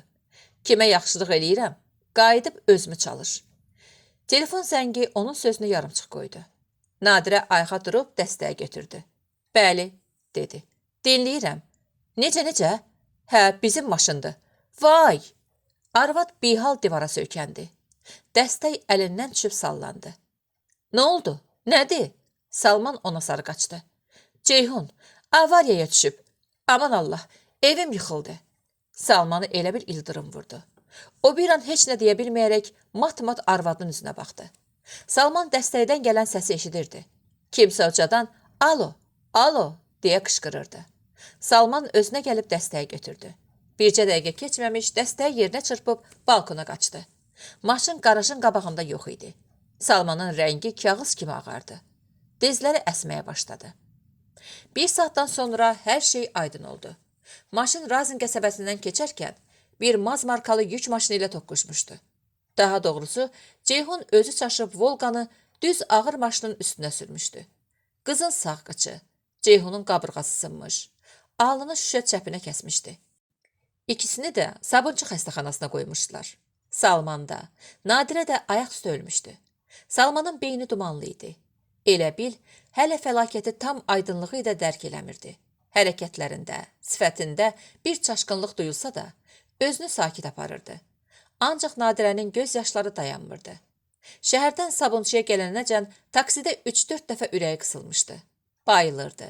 Ayılandan sonra təkrar bu sözləri deyirdi. Sən mənim evimi yıxdın, Salman. Sən mənim evimi yıxdın. Salman susurdu. Uşağım əlimdən getdi, ay aman, deyə ana fəryad qoparır. Ağlayır, təzədən bayılırdı. Xəstəxanada ananı həkim sakitləşdirdi. Yaraları yüngüldü. Ceyhun ölməyəcəkdi. Ancaq alnında böyük bir çapıq yeri qalacaqdı. Ömrü boyu qalacaqdı. Afanın qıçı bərk sınmışdı. Ağsıyacaqdı. O da ömrü boyu. Xıncım-xıncım olmuş Volqanı 2 gün sonra Salman həyətə gətirmişdi. Nadirə balkonda dayanıb maşına baxırdı. Salman evdə yoxdu. Usta dalınca getmişdi. Usta gətirəcəkdi. Maşının əzilmiş yerlərinə baxdıracaqdı. Elə düzəldəcəkdi ki, qəzaya düşdüyü də bilinməyəcəkdi. Bəs Ceyhun? O sağalacaqdımı? Bəs Ceyhunun sifətindəki çapıq necə? Nadirə gördü ki, həyətin cavanları yenə o yaşlı oturacağın yanına yığışdılar. Yenə gitarları vardı. Ancaq çalmırdılar. Maşına baxıb yəqin Ceyhun haqqında danışırdılar. İndi Ceyhunun başına bu iş gəlməsəydi, o da burada. Bu yeniyetmələrin yanında olardı. Nadirənin ürəyi dözmədi. O içəri keçdi. Titrək əlini uzadıb kitab şkafından gündəliyini götürdü və yazmağa başladı. 25 noyabr 1960-cı illər. Təkcə maşın yox, bütün Qurbanzadələr ailəsi qəzaya uğrayıb. Maşın düzələcək. Ancaq varmı elə olsa ki, bizim ailəmizdə hökm sürən soyuqluğu yox eləsin. Aramızda yaranmış uçurumu məhv etsin. Bizi birləşdirən tellərə çəkib təzdən. Özü də möhkəm-möhkəm bağlasın. Varmı elə bir usta? Yaşlı oturacağın üstündə gitara səsləndi. Sonra oğlan gözəl, yatımlı səsi ilə Nadirənin xoşladığı mahnını oxumağa başladı. Ay gilavar, ay gilavar. O qələmi yerə qoyub mahnını dinləyir. Qəzaya uğramış oğlu, onun istədiyi qız haqqında düşünürdü.